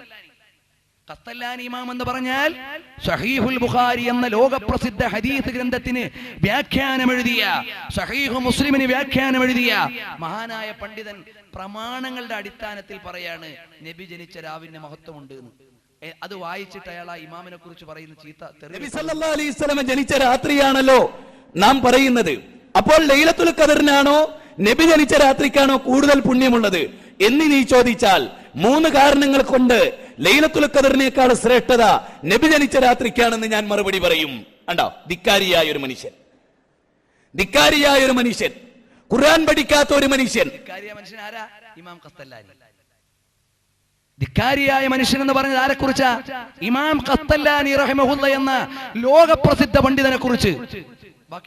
ധിക്കാരിയായ ഒരു മനുഷ്യൻ, ഖുർആൻ പഠിക്കാത്ത ഒരു മനുഷ്യൻ. വിശുദ്ധ ഖുർആൻ ഇസ്ലാമിന്റെ പ്രമാണം ഉദ്ധരിച്ചുകൊണ്ട് മഹാന്മാരായ പണ്ഡിതന്മാര് പറയുമ്പോ അത് ഇച്ഛയ്ക്ക് ഇഷ്ടപ്പെടാത്തത് കൊണ്ട് ആ പണ്ഡിതനെതിരെ കയ്യേറ്റം നടത്തുന്നു. സുയൂത്തി ഇമാം തങ്ങളുടെ സമകാലികനാണ്. സഹീഹുൽ ബുഖാരിയുടെ വ്യാഖ്യാതാവാണ്, സഹീഹു മുസ്ലിമിന്റെ വ്യാഖ്യാതാവാണ്, അൽ മവാഹിബുൽ ലദുനിയ എന്ന കിതാബിന്റെ രചയിതാവാണ്. അങ്ങനെയെല്ലാമുള്ള മഹാന്മാരായ പണ്ഡിതന്മാരെ അപകീർത്തിപ്പെടുത്തിയിട്ട് മൗലിദിനെ അവഹേളിക്കുന്നു. ഇനി നമ്മൾ മനസ്സിലാക്കേണ്ടത്, നബി ജനിച്ച രാവിന് മഹത്വമുണ്ടോ? അതേ, ഉണ്ട്. മഹാന്മാരാര് പറഞ്ഞു? ജനൽ ജന്നത്തൈൻ ഫീ ഫളിൽ ലൈലത്തൈൻ എന്നൊരു കിതാബ് തന്നെ ഈ വിഷയത്തിൽ ഇമാമുകൾ എഴുതിയിട്ടുണ്ട്. കാരണം ലൈലത്തുൽ ഖദർ നമ്മുടെ ഉമ്മത്തിന് മാത്രമുള്ളതാണ്. നബി സല്ലല്ലാഹു അലൈഹി വസല്ലം തങ്ങളോ റഹ്മത്തുൽ ലിൽ ആലമീൻ, ലോകത്തിന് മുഴുവനും കാരുണ്യമാണ്. എന്ന നിലയ്ക്ക് നബി ജനിച്ച രാവിന്റെ മഹത്വമുണ്ട്. അങ്ങനെ കാരണങ്ങൾ 23 കാരണങ്ങൾ ജനൽ ജന്നത്തൈൻ ഫീ ഫദ്ലിൽ ലൈലത്തൈൻ എന്ന കിതാബിൽ നബിതങ്ങൾ ജനിച്ച രാവിന്റെ മഹത്വം വിശദീകരിക്കാൻ ഇമാമുകൾ എഴുതി വെക്കുമ്പോ അതിനെ മുഴുവനും അവഗണിച്ചിട്ടാണ് പറഞ്ഞ ഇമാമുകളുടെ മുകളിൽ കയറുന്നു. ഇനി ഒരു കാര്യം കൂടി നിങ്ങൾ മനസ്സിലാക്കണം. നമ്മൾ മൗലിദ് ഓതുന്ന സമയത്ത് വറുവിയ അന്ന ആമിന റളിയല്ലാഹു അൻഹാ എന്ന് പറയാറുണ്ട്, അബ്ദുല്ലാഹി റളിയല്ലാഹു അൻഹു എന്ന് പറയാറുണ്ട്. എന്നാൽ നബി സല്ലല്ലാഹു അലൈഹി വസല്ലം തങ്ങളുടെ വാപ്പയും ഉമ്മയും സ്വർഗത്തിലല്ല നരകത്തിലാണെന്ന് മുജാഹിദുകൾ പ്രസംഗിക്കുന്നു, പ്രചരിപ്പിക്കുന്നു, എഴുതുന്നു. നബീന്റെ ബാപ്പയാണെന്ന് വിചാരിച്ചിട്ട് നബീന്റെ ബാപ്പ സ്വർഗത്ത് പോകൂല, നബീന്റെ ബാപ്പ നരകത്തിലാണ് സഹോദര. നബിയുടെ ബാപ്പ നരകത്തിലാണ് സഹോദര. നബീന്റെ ബാപ്പ നരകത്തിലാണ് സഹോദര. നബിയുടെ ബാപ്പ നരകത്തിലാണ് സഹോദര. റസൂൽ ഇരിക്കുന്ന സദസ്സിലേക്ക് ഒരു സഹാബി വന്നൊരു മനുഷ്യൻ വന്നിട്ട് ചോദിച്ചു, ഐനാബി, എന്റെ പിതാവ് എവിടെ റസൂലേ? എന്റെ പിതാവിന്റെ സ്ഥാനം എവിടെ റസൂലേ? എന്റെ പിതാവ് നരകത്തിലാണോ? അല്ല, എന്റെ പിതാവ് നരകത്തിലാണോ? എന്റെ പിതാവ് സ്വർഗത്തിലാണോ? ഐനാബി, റസൂല് പറഞ്ഞു, ഫിന്നാർ, നിന്റെ ബാപ്പ നരകത്തിലാണ്, നിന്റെ ബാപ്പ നരകത്തിലാണ്. വിതിമ്പിക്കരഞ്ഞുകൊണ്ട് കണ്ണുനീർ വാർച്ചുകൊണ്ട് ആ മനുഷ്യൻ നടന്നുപോയി സഹോദര. ആ മനുഷ്യൻ നടന്നുപോയപ്പോ അല്ലാഹുവിന്റെ റസൂല് ആ സഹാബിയെ തിരിച്ചു വിളിച്ചു. അല്ലാഹു ഒരു സന്ദർഭമുണ്ടാക്കിയതാണ് ഇത് പറയാൻ, ഇത് പഠിപ്പിക്കാൻ, ഇത് ഉണർത്താൻ, ഇത് ലോകം അംഗീകരിക്കാൻ, ഇത് ലോകത്തെ പഠിപ്പിക്കാൻ. നബിയുടെ ബാപ്പയായിട്ട് കാര്യമില്ല, നബിയുടെ ഭാര്യയായിട്ട് കാര്യമില്ല, നബിയുടെ മകളായിട്ട് കാര്യമില്ല. നല്ലത് ചെയ്യണേ, വിശ്വസിക്കണേ, അമല് ചെയ്യണേ, അല്ലാഹുവിനെ മനസ്സിലാക്കണേ, റസൂലിനെ ഉൾക്കൊള്ളണേ, പരലോകത്തിൽ വിശ്വസിക്കണേ, എങ്കിലേ സ്വർഗം കിട്ടൂ എന്ന് പഠിപ്പിക്കാൻ അല്ലാഹുവിന്റെ റസൂലിലൂടെ മഹത്തായ ഒരു സംഭവം അല്ലാഹു ഉണ്ടാക്കുകയാണ്. ആ സംഭവം എന്താണ്? റസൂലിന്റെ മുമ്പിൽ വന്നിട്ട് ഐനാബി, എന്റെ പിതാവ് എവിടെ നബിയേ എന്ന് ചോദിക്കുന്നു. പ്രിയപ്പെട്ടവരെ, റസൂല് ആ മനുഷ്യനെ തിരിച്ചു വിളിച്ചിട്ട് പറഞ്ഞു, അബീ വ അബാക ഫിന്നാർ, അബീ വ അബാക ഫിന്നാർ, എന്റെ ബാപ്പയും നിന്റെ ബാപ്പയും നരകത്തിലാണ്. നിങ്ങൾക്കറിയുമോ സഹോദര, ഇമാം മുസ്ലിം റിപ്പോർട്ട് ചെയ്ത സഹിഹായ ഹദീസാണ്, ഇമാം നവവി വിശദീകരിച്ച ഹദീസാണ്, വിശ്വപ്രസിദ്ധ മുഹദ്ദിസീങ്ങൾ റിപ്പോർട്ട് ചെയ്ത മഹത്തായ ഹദീസാണ് സഹോദര. ഈ ഹദീസ് റിപ്പോർട്ട് ചെയ്തിട്ട് ഇമാം നവവി പറയാണ്, മുശ്രിക്കിന്റെ ഖബർ സന്ദർശിക്കാന്ന് ഈ ഹദീസ് തെളിവാണ്. അപ്പൊ ഇമാം നവവി എന്താ പറഞ്ഞേ? നബീന്റെ ഉമ്മ മുശ്രിക്കത്താണ്. അപ്പോൾ നബി സല്ലല്ലാഹു അലൈഹി വസല്ലം തങ്ങളുടെ വാപ്പയും ഉമ്മയും നരകത്തിലാണ് എന്ന് മുജാഹിദുകൾ വിശ്വസിക്കുന്നു, പ്രസംഗിക്കുന്നു, പ്രചരിപ്പിക്കുന്നു. അത് അടിസ്ഥാനമില്ലാത്ത വാദമാണ്. നബി സല്ലല്ലാഹു അലൈഹി വസല്ലം നമ്മളെല്ലാം രക്ഷപ്പെടുത്തി സ്വർഗത്തിൽ പോകാൻ വേണ്ടി വന്നിട്ട് ആ നബി തങ്ങളുടെ വാപ്പയും ഉമ്മയും സ്വർഗത്തിലല്ലെന്ന് പറയാൻ സാമാന്യ ബുദ്ധി സമ്മതിക്കുമോ? നിങ്ങൾ പറ. നമ്മളെല്ലാം മുൻജിൽ ഖലായിഖി മിൻ ജഹന്നമ ഫീ ഗദീ, നാളെ ശഫാഅത്ത് ചെയ്ത് നമ്മളെ മുഴുവനും സ്വർഗത്തിലേക്ക് കൊണ്ടുപോകുന്ന നബിതങ്ങൾ ഉമ്മത്തിൽപ്പെട്ട ഒരാള് നരകത്തിൽ കിടന്ന് കരയുന്നത് കണ്ടാൽ ലിവാഉൽ ഹംദ് മാറ്റിവെച്ചിട്ട് ശുപാർശയ്ക്ക് വേണ്ടി ഇറങ്ങി വരുന്ന മുഹമ്മദ് മുസ്തഫ സല്ലല്ലാഹു അലൈഹി വസല്ലം തങ്ങൾക്ക് ജന്മം കൊടുത്ത വാപ്പയും അവിടുത്തെ പേറി നടന്ന ഉമ്മയും നരകത്തിലാകുമോ? മഅദല്ലാഹ്. ഈ വിഷയത്തിൽ 12 ഗ്രന്ഥങ്ങൾ ബഹുമാനപ്പെട്ട ഇമാം സുയൂത്തി റഹിമഹുല്ല എഴുതിയിട്ടുണ്ട്. അവര് സ്വർഗത്തിലാണെന്ന വിഷയം സമർത്ഥിച്ചുകൊണ്ട് 12 ഗ്രന്ഥങ്ങൾ ബഹുമാനപ്പെട്ട ഇമാം ഹാഫിദ് സുയൂത്തി എഴുതിയിട്ടുണ്ട്. മാത്രമല്ല വതഖല്ലുബക ഫിസ്സാജിദീൻ, നബിയെ തങ്ങളുടെ ബീജവും തങ്ങളുടെ തങ്ങൾക്ക് ജന്മം നൽകിയ ഗർഭാശയങ്ങളും മിൻ സാജിദിൻ ഇലാ സാജിദിൻ, അല്ലാഹുവിന് സുജൂദ് ചെയ്ത ഒരു മനുഷ്യന്റെ മുതുകിൽ നിന്ന് അല്ലാഹുവിന് സുജൂദ് ചെയ്യുന്ന ഒരു ഉമ്മാന്റെ ഗർഭാശയത്തിലേക്ക് എന്ന നിലക്കാണ് അവിടുത്തെ പരമ്പരയുള്ളതെന്ന് ഖുർആനിന്റെ ആശയം വിശദീകരിച്ചുകൊണ്ട് ഇമാം സുയൂത്തി റഹിമഹുല്ല പറയുന്നുണ്ട്. എന്നിട്ടാണ് ആ നബി സല്ലല്ലാഹു അലൈഹി വസല്ലം തങ്ങളെ കൊച്ചാക്കുന്നത്. എന്നാൽ ഇയാൾ ഒരു സത്യം പറയുന്നുണ്ട്. എന്താണെന്നറിയോ? നബി സല്ലല്ലാഹു അലൈഹി വസല്ലം വഹാബി അല്ല എന്ന് അയാൾ പറയുന്നുണ്ട്. നബി സല്ലല്ലാഹു അലൈഹി വസല്ലം ആരാ? സുന്നിയ. അയാൾ എന്നൊന്ന് പറയട്ടെ നമുക്കൊരു സമാധാനത്തിന്. സത്യത്തിൽ നിങ്ങൾ ആലോചിച്ച് നോക്ക്, നബി സല്ലല്ലാഹു അലൈഹി വസല്ലം ഒരു വഹാബിയ അല്ലല്ലോ, അല്ലേ? അല്ലല്ലോ. നബി സല്ലല്ലാഹു അലൈഹി വസല്ലം ഒരു സുന്നിയായിരുന്നു. ഞാൻ ആ അഭിപ്രായക്കാരനാണ്. എല്ലാരും ആ അഭിപ്രായക്കാരാണ്. നബി സല്ലല്ലാഹു അലൈഹി വസല്ലം തങ്ങൾ അഹ്ലുസ് സുന്നത്തി വൽ ജമാഅത്തിന്റെ അഥവാ നമ്മുടെ നേതാവാണ് സയ്യിദി മുഹമ്മദുർ റസൂലുള്ളാഹ് സല്ലല്ലാഹു അലൈഹി വസല്ലം. അപ്പൊ മുജാഹിദീങ്ങൾക്ക് ഒരു നേതാവ് വേണ്ടേ? മുജാഹിദീങ്ങൾക്ക് ഒരു നേതാവ് വേണമല്ലോ. അതാരാന്ന് അയാൾ തന്നെ പറയും. മുജാഹിദീങ്ങൾക്ക് ഒരു നേതാവ് വേണം. നമുക്ക് നേതാവ് നബി സല്ലല്ലാഹു അലൈഹി വസല്ലം തങ്ങളാണ്. എന്നാൽ മുജാഹിദുകളുടെ നേതാവ് ആരാണ്? ഞങ്ങളുടെ നേതാവ് എ പി അബ്ദുൽ ഖാദർ മെലിഞ്ഞ് കറുത്തിട്ടൊരു മനുഷ്യനാണ്. മെലിഞ്ഞ് കറുത്തിട്ടൊരു മനുഷ്യൻ ൂതിയ പറഞ്ഞു. അങ്ങനത്തെ ഒരു മനുഷ്യൻ, യാതൊരു ജാടയില്ല, തലപ്പാവിന്റെ ഊക്കില്ല, ജുബ്ബക്കുപ്പായത്തിന്റെ ഊക്കില്ല, അല്ലേ? കോടിക്കണക്കിന് ഉറുപ്പിന്റെ കാറില്ല, തക്ബീറുകളില്ല, നാടൻ മനുഷ്യൻ. അങ്ങനെ ഒരു നാടൻ മനുഷ്യന്റെ അനുയായികളാണ് ഞങ്ങളൊക്കെ, അല്ലേ? അപ്പോ നബി സല്ലല്ലാഹു അലൈഹി വസല്ലം തങ്ങളുടെ അനുയായികളായ മുസ്ലിമീങ്ങൾ അല്ലാഹുവിന്റെ റസൂലിന്റെ മദ്ഹ് കേട്ടുകൊണ്ട് സന്തോഷിക്കുന്നു. നബി സല്ലല്ലാഹു അലൈഹി വസല്ലം തങ്ങളുടെ അനുയായികൾക്ക് മൗലിദ് ഓതാനുള്ളത് ആരുടേതാണ്? നബിയുടേതാണ് മൗലിദ്. മുജാഹിദീങ്ങൾക്കോ അവരുടെ നേതാവിന്റെ മൗലിദുണ്ട്, അത് ഓതുന്നതിൽ അവർക്ക് തെറ്റില്ല. വക്കം മൗലവിയുടെ മൗലിദ് അവർ ചൊല്ലുന്നത് നിങ്ങൾ കേട്ടോളൂ. വക്കം മൗലവി മൗലവി ചരിച്ച സരണി വെടിഞ്ഞു, മഹാരഥന്മാർ സഹിച്ച ത്യാഗ കഥകൾ പാടി മറന്നു. വക്കം മൗലവി മൗലവി ചരിച്ച സരണി വെടിഞ്ഞു. അപ്പോ നബി സല്ലല്ലാഹു അലൈഹി വസല്ലം തങ്ങളുടെ നേതൃത്വത്തിലുള്ള ലോക മുസ്ലിമീങ്ങൾ മുഴുവനും അവിടുത്തെ ജന്മദിനം വരുമ്പോ ഉലിദൽ ഹബീബു സയ്യിദുൽ മുതഅബ്ബിദു വന്നൂറു മിൻ വജനാതിഹി യതവഖദു. ആ നബി തങ്ങളുടെ മഹാത്മ്യം പറയുമ്പോ ഇസ്ലാമിന്റെ വിരോധികൾ അതിനെതിരെ ശബ്ദിക്കുന്നു, അവരുടെ നേതാക്കളുടെ മദ്ഹ് ചൊല്ലുന്നു, അവരുടെ നേതാക്കളുടെ പ്രകീർത്തനം പറയുന്നു. അതുകൊണ്ട് ഈമാനുള്ള മുസ്ലിമീങ്ങളെ ഓർമ്മപ്പെടുത്തുന്നു. നബി സല്ലല്ലാഹു അലൈഹി വസല്ലം തങ്ങളുടെ പേരിലുള്ള മൗലിദ് നമ്മൾ പ്രബലമായി കഴിക്കേണ്ടതാണ്. ഇതൊക്കെ പറയുമ്പോൾ നാളെ മുജാഹിദീങ്ങൾ ആരെങ്കിലും എന്റെ ഈ ശബ്ദം കേൾക്കുന്നവരുണ്ടാവും. അവര് പറയും, തഴവ മുഹമ്മദ് കുഞ്ഞ് മൗലവിക്ക് ഒരു പുസ്തകമുണ്ട്, അൽ മവാഹിബുൽ ജലിയ, അതിൽ പറയുന്നുണ്ട് മൗലിദ് കഴിക്കൽ മുമ്പ് പതിവില്ലാത്തതാ. അത് ആ മൗലവി തന്നെ പറയട്ടെ. വിദിനം എന്ന് പറഞ്ഞിട്ട് വരാന്നുണ്ടല്ലോ, നബിദിനം.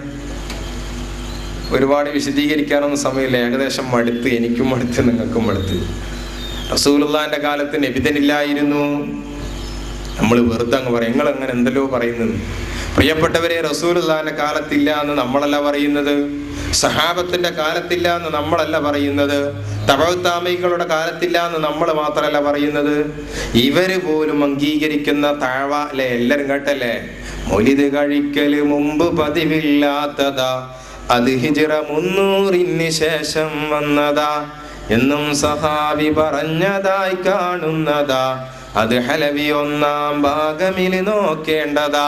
മൗലിദ് കഴിക്കാന്ന് പറയുന്ന ആളോട്ടോ ഇത്, പക്ഷെ അത് റസൂലിന്റെ കാലത്തില്ലായിരുന്നു.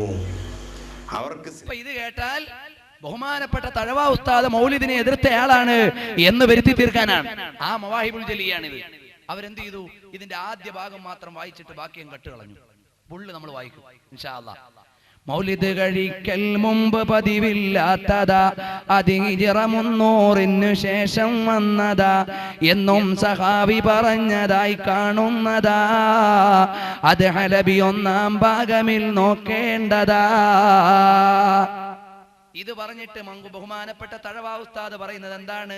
മലിക്കുൽ മുളഫർ ധീരനായ ഒരു രാജന, ഇർബൽ ഭരിച്ചവരാണ് വൻധർമ്മിഷ്ഠന, മൗലിദ് കഴിക്കാൻ ഏറ്റവും ഉത്സാഹമാ, മാസം റബീഉൽ അവ്വൽ എന്താഘോഷമാ, ശൈഖ് ബിൻ ദുഹിയത്ത് മൗലിദൊന്നു രചിക്കലായി, രാജാവിനത് കണ്ടേറ്റവും സന്തോഷമായി. എന്നിട്ട് തഴവാ ഉസ്താദ് പറയുന്നത് മൗലിദ് ഓതണ്ടെന്നല്ല, മൗലിദ് ഓതണമെന്നാണ്. കേട്ടോ മുസ്ലിമീങ്ങളെ, നബിക്കുള്ള മൗലിദ് വീട്ടിലും ഓതേണ്ടതാ. അതിനാൽ മുസീബത്തൊക്കെയും നീങ്ങുന്നതാ, കള്ളന്റെ ശല്യം തന്നെയും ഒതുങ്ങുന്നതാ, ദാരിദ്ര്യവും നീങ്ങുന്നതായി കാണുന്നതാ, ഹർക്കും വബാ ഇവയൊക്കെയും കാക്കുന്നതാ, കണ്ണീർ ഹസദും നീങ്ങുവാനുതകുന്നതാ. ഇതുപോലെ തന്നെ സുയൂത്തി തന്റെ വസായിലിൽ പറയുന്നതാ, നീ നോക്ക് ശർഹു ശമായിലിൽ. അപ്പൊ നബിദിനം ആഘോഷിക്കൽ ആവശ്യമാണെന്നാണ് തഴവാ ഉസ്താദ് പറഞ്ഞത്. പിന്നെന്താണ് ആ പറഞ്ഞതിന്റെ സാരം? അതേ പേജിൽ തന്നെ അതിന്റെ മുമ്പിൽ കാണാം, അത് ബിദ്അത്തുൽ ഹസനാത്തിലാ എണ്ണേണ്ടതാ എന്നിബ്നു ഹജറും വ്യക്തമായി പറയുന്നതാ. ബിദ്അത്ത് ഹസനത്തൊക്കെയും ഖദ് സുന്ന എന്നുള്ളതിൽ ഇജ്മാഉമുള്ളതു തന്നെ. നല്ല ചര്യകൾ പുതുതായി വന്നാൽ അത് സുന്നത്തിന്റെ കൂട്ടത്തിലാണ് എന്നിതേ പേജിൽ തന്നെ തഴവാ ഉസ്താദ് എഴുതുന്നുണ്ട്. അപ്പോഴെന്താണ് മൗലിദ് ഓതൽ തെറ്റാണെന്നല്ല പറഞ്ഞത്. മൗലിദ് രാജകീയമായ രൂപത്തിൽ നടന്നത് മൂന്ന് നൂറ്റാണ്ടിനു ശേഷമാണ്. അതാണ് അതിനുശേഷം പറഞ്ഞത് മലിക്കുൽ മുദഫർ, ധീരനായ ഒരു രാജനാ, ഇർബൽ ഭരിച്ചവരാണ് വൻ ധർമ്മിഷ്ഠനാ. അത് കേവലം ഒരു രാജാവാണോ? അല്ല. അയാൾ ആരാണെന്ന് മുജാഹിദിന്റെ നേതാക്കൾ അംഗീകരിക്കുന്ന ഇബ്നു കസീർ എന്ന് പറയുന്നയാൾ അൽ ബിദായ വൻ നിഹായ 13-ാം വാള്യം 181-ാമത്തെ പേജിൽ എഴുതുന്നു, അവർക്ക് കൂടി നന്നാവാനാണ് ഞാൻ ഇത് വായിക്കുന്നത്, മുഅ്മിനീങ്ങൾക്ക് ഇതിന്റെ ആവശ്യമില്ല. അദ്ദേഹം ആരായിരുന്നു? അവിടുന്ന് അൽ മലിക്കുൽ മുദഫർ അബി സഊദുൽ കൂക്കുബരി എന്ന് പറയുന്ന ആളാരായിരുന്നു? അദ്ദേഹം നല്ല മനുഷ്യനായിരുന്നു എന്ന് എഴുതുകയാണ്. വകാന യഅമലുൽ മൗലിദ ശരീഫ ഫീ റബീഉൽ അവ്വൽ, റബീഉൽ അവ്വലിൽ മൗലിദ് സംഘടിപ്പിച്ച ആളായിരുന്നു. വയഹ്തഫിലു ബിഹി ഇഹ്തിഫാലൻ ഹായിലാ, പ്രൗഢമായ മജ്ലിസ് സംഘടിപ്പിക്കും. വകാന മഅ ദാലിക ശഹ്മൻ ശുജാഅൻ ഫാതികൻ ബത്ലൻ ആഖിലൻ ആലിമൻ ആദിലൻ റഹിമഹുല്ലാഹു വഅക്രമ മസ്വാഹ്. മുജാഹിദുകളുടെയും ജമാഅത്തെ ഇസ്ലാമികളുടെയും നേതാവിന്റെ ശിഷ്യനായ ഇബ്നു കസീർ അദ്ദേഹം എഴുതി വെക്കുന്നു, ഈ മൗലിദ് രാജകീയമായി നടത്തിയ ഈ മുദഫർ രാജാവ് അയാൾ ആരാണെന്നറിയുമോ? അയാൾ നല്ല ബുദ്ധിമാനായിരുന്നു, അദ്ദേഹം നല്ല പണ്ഡിതനായിരുന്നു, അദ്ദേഹം നല്ല ധർമ്മിഷ്ഠനായിരുന്നു, നല്ല ധൈര്യവാനായിരുന്നു, നീതിമാനായിരുന്നു. അനീതിയുടെ ആളല്ല.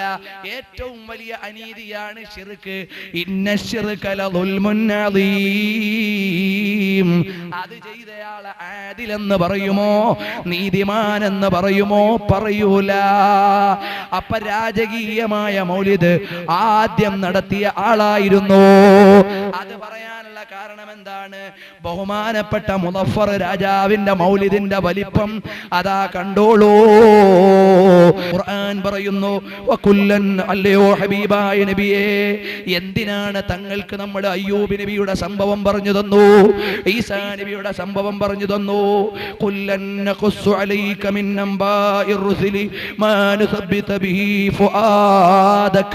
ഓ നബിയേ, അവിടുത്തെ മനസ്സിന് സമാധാനം വരാനാണ് അമ്പിയാക്കന്മാരുടെ സംഭവങ്ങൾ ഖുർആനിൽ നബി തങ്ങൾക്ക് പറഞ്ഞു കൊടുക്കുന്നത്. അങ്ങനെയാണെങ്കിൽ റസൂലുള്ളാഹിന്റെ മൗലിദ് ഓതുമ്പോൾ മുഅ്മിനീങ്ങൾക്ക് ഈമാൻ വർദ്ധിക്കും, റസൂലുള്ളാഹി തങ്ങളോട് മഹബ്ബത്ത് വർദ്ധിക്കും. അതുകൊണ്ട് മുഅ്മിനീങ്ങളെ, റസൂലുള്ളാഹി തങ്ങളുടെ ജീവചരിത്രം വായിക്കണം. റബീഉൽ അവ്വൽ മാസം വരുമ്പോൾ നബി തങ്ങളുടെ പ്രകീർത്തനം നടത്തണം. അത് സ്വഹാബികൾ ചെയ്തതാണ്, മുൻഗാമികൾ പഠിപ്പിച്ചതാണ്. അതിന്റെ ശൈലിയിൽ കാലോചിതമായ മാറ്റം വന്നു. വന്നു. അത് പണ്ഡിതന്മാര് മുഴുവനും ഏകോപിതമായി അംഗീകരിച്ചതാണ്. അതുകൊണ്ട് അതിനെതിരെ വരുന്ന വാദങ്ങളിൽപ്പെട്ട് ഈമാൻ പണയം വെക്കണ്ട. മുഅ്മിനീങ്ങളെ, ഇന്ന് ഈ വിഷയം തൽക്കാലം ഞാൻ ഇവിടെ നിർത്തുകയാണ്. വേണ്ടി വന്നാൽ ഇതിന്റെ വിശദാംശങ്ങൾ പിന്നീട് നമ്മൾ വേദി സംഘടിപ്പിക്കുന്നു. ഇതുപോലെ ഓരോ ആശയങ്ങൾ വിശദീകരിക്കുന്നതിന് വേണ്ടി നമ്മുടെ കോളേജിന്റെ ക്യാമ്പസിൽ തന്നെ വേദികൾ ഒരുക്കുമ്പോ മുഅ്മിനീങ്ങളെല്ലാം വന്ന് സഹകരിക്കണം. ഉമ്മമാരെ വീട്ടിൽ മൗലിദ് ഓതണം. റസൂലുള്ളാഹിനോട് മഹബ്ബത്ത് മക്കളോട് പഠിപ്പിച്ചു കൊടുക്കണം. നമുക്കറിയുന്ന രൂപത്തിൽ റസൂലുള്ളാഹി തങ്ങളുടെ മദ്ഹ് ചൊല്ലണം. അവിടുത്തെയോട് മഹബ്ബത്ത് വെക്കണം. അല്ലാഹു ഈമാനോടെ ജീവിക്കാനും ഈമാനോടെ ഭരിക്കാനും ഭാഗ്യം തരട്ടെ. എല്ലാവരും ഒന്ന് എഴുന്നേറ്റടുത്തു നിൽക്കുമോ? ഒരു കാര്യം പറഞ്ഞ് ഞാൻ അവസാനിപ്പിച്ചോട്ടെ. എല്ലാ ഇമാമീങ്ങളും അവരവരുടെ അമല് കൊണ്ടല്ല കേട്ടോ, അവരുടെ അമല് കൊണ്ട് പിടിച്ചു നിന്നവരല്ല.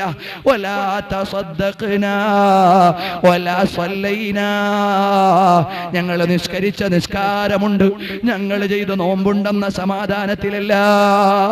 വലൈസ ലനാ ഇല്ലാ ഇലൈക ഫിറാറുനാ വലൈസ ഫിറാറുൻ നാസി ഇല്ലാ ഇലർ റുസുലി. എല്ലാ ആളുകളും അവരുടെ പ്രതീക്ഷ വെച്ചത് റസൂലുള്ളാഹിനോടുള്ള ബന്ധമാണ്. ബുസ്രിമാമി തങ്ങൾ പറഞ്ഞു, വമുൻദു അൽസംതു കരീമദഇഹു വജത്തുഹു ലിഖലാസി ഖൈറ മുൽതസിമി. നബിതങ്ങളെ സ്നേഹിച്ചതു മുതൽ എല്ലാത്തിനും പരിഹാരം നബിതങ്ങൾ തന്നെ.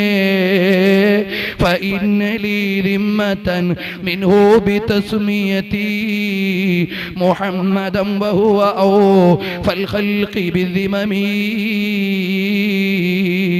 അബൂ ഹനീഫ തങ്ങൾ 45 ലക്ഷം ഹദീസ് മനപ്പാഠമാക്കി.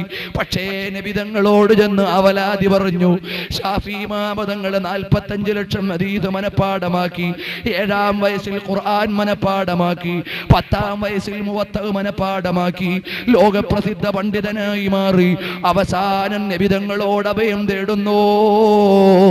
അഹ്മദ് ബിൻ ഹംബൽ തങ്ങൾ 45 ലക്ഷം ഹദീസ് മനപ്പാഠമാക്കി. ഖുർആൻ മുഴുവനും മനപ്പാഠമാക്കി. ഹദീസ് മുഴുവനും മനപ്പാഠമാക്കി. എന്നിട്ടോ അവസാനം അവലംബർ റസൂലുള്ളാഹിനോട് തന്നെ. പറയാൻ നേരം പോരാ. അറിയുമോ, ഷാഫി ഇമാം തങ്ങൾ വഫാത്തായി. കാലങ്ങൾ കഴിഞ്ഞപ്പോ അതാ മഹാന്മാരിൽപ്പെട്ട ഒരാള് ഷാഫി ഇമാം തങ്ങളെ കാണുന്നു. മാദാ ഫഅലല്ലാഹു ബിക യാ മുഹമ്മദ് ബിൻ ഇദ്രീസ്, അല്ലാഹു നിങ്ങളോട് എന്ത് ചെയ്തു തങ്ങളെ? ഉടനെ പറഞ്ഞു, എനിക്ക് അല്ലാഹു ഒരുപാട് അനുഗ്രഹങ്ങൾ തന്നിട്ട് വഫതഹലിയൽ ജന്ന, സ്വർഗ്ഗത്തിലേക്ക് എനിക്ക് കവാടം തന്നു. പുതിയ ആപ്പിളമാരെ സ്വീകരിക്കും പോലെ എന്നെ ആനയിച്ചു. ഇതൊക്കെ പറഞ്ഞപ്പോ ചോദിക്കുന്നു, ബിമനിൽ തഹാദിൽ മർത്തബ, ഈ പദവി എന്തുകൊണ്ട് കിട്ടിയതാണ്? ഷാഫി ഇമാം തങ്ങളെ സ്വലാത്തി ഫീ ദൈലി കിതാബി അർരിസാല, എന്റെ അർരിസാല എന്ന കിതാബിന്റെ അവസാനത്തിൽ നബിതങ്ങളുടെ പേരിൽ ഒരു സ്വലാത്ത് എഴുതിയിട്ടുണ്ട്. അതുകൊണ്ട് കിട്ടിയ പദവിയാണ്.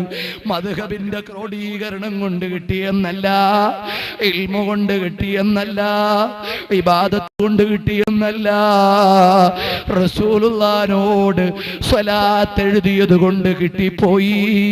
അല്ലാഹുമ്മ സല്ലി അലാ സയ്യിദിനാ മുഹമ്മദിൻ കുല്ലമാ ദക്കറഹു ദാകിറൂന വഗഫല അൻ ദിക്രിഹിൽ ഗാഫിലൂൻ. റസൂലുള്ളാഹിനോട് സ്വലാത്ത് ചൊല്ലിയിട്ട് ഷാഫി ഇമാം തങ്ങൾ വലിയ പദവി നേടിപ്പോയി. നമുക്കും പദവി നേടാൻ ഹബീബായ നബി നബിയല്ലാതെ, അവിടുത്തെ അഹ്ലുബൈത്തല്ലാതെ, അവിടുത്തെ പദവിയല്ലാതെ ഇല്ല കേട്ടോ. റാസിമാബ് തങ്ങൾ പറഞ്ഞു, എല്ലാ രാജാക്കളുടെയും പദവി തങ്ങളെ തങ്ങളുടെ അടുക്കൽ നിന്നാണ്. എല്ലാവരും ഇന്ദ ബാബിക യാ റസൂലല്ലാഹ്, എല്ലാവരും അവിടുത്തെ കവാടത്തിന്റെ അടുക്കലാണ്. അതുകൊണ്ട് എന്റെ ശബ്ദം ശ്രവിക്കുന്ന മോമിനീങ്ങളെ, റസൂലുള്ളാഹി സ്വല്ലല്ലാഹു അലൈഹി വസല്ലമ തങ്ങളെ പ്രേമിച്ചു കൊള്ളണം, സ്വലാത്ത് അധികരിപ്പിക്കണം, മൗലിദ് ചൊല്ലണം, നബി തങ്ങൾ പഠിപ്പിച്ച കാര്യങ്ങൾ പുലർത്തണം. കള്ളുകുടിക്കരുത്, വ്യഭിചാരം ചിന്തിക്കരുത്, നിസ്കാരം ഖളാക്കരുത്, തോന്നിവാസത്തിലേക്ക് പോകരുത്. ജീവിതം അല്ലാഹുവിന് വേണ്ടിയാകണം, യുവത്വം റബ്ബിന്റെ പൊരുത്തത്തിലാകണം. എല്ലാ സമയവും അല്ലാഹുവിന്റെ താഴത്തിലായി ജീവിക്കണം. അല്ലാഹു അതിന് തൗഫീഖ് നൽകട്ടെ. ബിബറകത്തി റസൂലില്ലാഹ് യാ അക്റമൽ ഖൽഖി മാ ലിമൻ അലൂദു ബിഹി സിവാക ഇൻദ ഹുലൂലിൽ ഹാദിസിൽ അമീമി മൗലായ دائما أبدا على حبيبك خير الخلق كلهم لعل رحمة ربنا يقسمها تأتي على حسب العصيان في القسم مولاي صل وسلم دائما أبدا على حبيبك خير الخلق كلهم. മുഅ്മിനീങ്ങളെ, നിങ്ങൾക്കൊക്കെ അറിയും നമ്മുടെ ഈ സ്ഥാപനം അല്ലാഹുവിന്റെ തൗഫീഖ് കൊണ്ട് വളരെ വിജയകരമായി മുന്നോട്ട് പോകുന്നുണ്ട്. ഒരു മാസം 2.25 ലക്ഷം രൂപ ഈ സ്ഥാപനത്തിന് ചെലവുണ്ട്. അതിനു പുറമെ നാറയിൽ കോണം അടുത്ത സദ്ദാമുക്കിൽ ഒരു മദ്രസയും തെക്കാവ് നമ്മൾ ഏറ്റെടുത്തിട്ടുണ്ട്. ഇന്ന് രാവിലെയും അവിടെ പോയി ശമ്പളം കൊടുത്തിട്ടാണ് ഞാൻ ഇങ്ങോട്ട് വന്നത്. പെരിങ്ങമലയിൽ ഒരു മദ്രസ നമ്മൾ ഏറ്റെടുത്തിട്ടുണ്ട്. അവിടെ അതിന്റെ മേൽക്കൂരയുടെ പണി നടക്കുകയാണ്, പൈസ കടമാണ്. അങ്ങനെ ഒരുപാട് ബാധ്യതകളുണ്ട് മുഅ്മിനീങ്ങളെ. അതുകൊണ്ട് നിങ്ങളൊക്കെ എപ്പോഴും സഹായിക്കുന്നവരാണ് നിങ്ങളെല്ലാവരും. അൽഹംദുലില്ലാഹി അൽഹംദുലില്ലാഹി റബ്ബിൽ ആലമീൻ ഹംദൻ യുവാഫി നിഅമഹു വയുകാഫി മസീദ. അല്ലാഹുമ്മ സ്വല്ലി അലാ. കൂടിയ രക്ഷിതാക്കളുണ്ട്, കാരണവന്മാരുണ്ട്, ജ്യേഷ്ഠന്മാരുണ്ട്, അനുജന്മാരുണ്ട്, വിദ്യാർത്ഥികളുണ്ട്. എല്ലാവർക്കും നീ ബറക്കത്ത് നൽകണം റഹ്മാനേ, ബറക്കത്ത് നൽകണം റഹ്മാനേ. അവരുടെ എല്ലാവരുടെയും ഹലാലായ മുറാദുകൾ നീ ഹാസിലാക്കണേ റഹ്മാനേ. അബ്ദുൽ ഗഫൂർ എന്ന സഹോദരൻ ദുആരക്കാൻ വേണ്ടി 101 രൂപ ഏൽപ്പിച്ചു. അല്ലാഹുവേ, അദ്ദേഹത്തിന്റെ ഹലാലായ സഹായിച്ചവർ അല്ലാഹുവേ, അവർക്ക് എല്ലാവർക്കും നീ ഖൈർ നൽകണേ അല്ലാഹ്, ബറക്കത്ത് നൽകണേ അല്ലാഹ്. അർഹമുർറാഹിമായ റബ്ബേ, ഞങ്ങളുടെ പ്രവർത്തനങ്ങളിൽ സഹായിക്കുന്ന ആളുകൾ, സഹകരിക്കുന്ന ആളുകളെല്ലാം റഹ്മാനേ. അതുപോലെ ഖാദിസിയുടെ കമ്മിറ്റി അംഗം ബഹുമാനപ്പെട്ട താഹിർ ഹാജിയുടെ മകൾ ത്വയ്യിബ എന്ന 74 വയസ്സുള്ള പെൺകുട്ടി മാരകമായ രോഗം വന്ന് കഴിഞ്ഞ ദിവസം മരണപ്പെട്ടു പോയി. ആ സഹോദരിയുടെ ഖബർ സ്വർഗ്ഗത്തിൽ ജമലുല്ലൈലി തങ്ങൾ അപകടത്തിൽ മരണപ്പെട്ടു പോയി. അല്ലാഹുവേ, ചോദിക്കാൻ യോഗ്യതയുള്ളവരല്ല, പക്ഷേ ഞങ്ങൾ അടിമകളാണ്. ചോദിക്കാൻ രക്ഷിതാവായ നീയല്ലാതെ ഞങ്ങൾക്കില്ല. ഹാർട്ടിന് കംപ്ലൈന്റ് ഉള്ളവർ, കിഡ്നിക്ക് തകരാറുള്ളവർ, സന്ധിക്ക് വേദനയുള്ളവർ, അസ്ഥിക്ക് തേയ്മാനമുള്ളവർ, പ്രഷർ ഉള്ളവർ, ഷുഗർ ഉള്ളവർ, കൊളസ്ട്രോൾ ഉള്ളവർ, കാഴ്ചയില്ലാത്തവർ, കേൾവിയില്ലാത്തവർ, കുട്ടികളുടെ ശിഫയാക്കണം റഹ്മാനേ, ശിഫയാക്കണം റഹ്മാനേ. നീ കഴിവുള്ളവനാണ്, എല്ലാ മരുന്നിന്റെയും അപ്പുറം നിന്റെ കഴിവാണ്. നീ ശിഫയാക്കണം റഹ്മാനേ.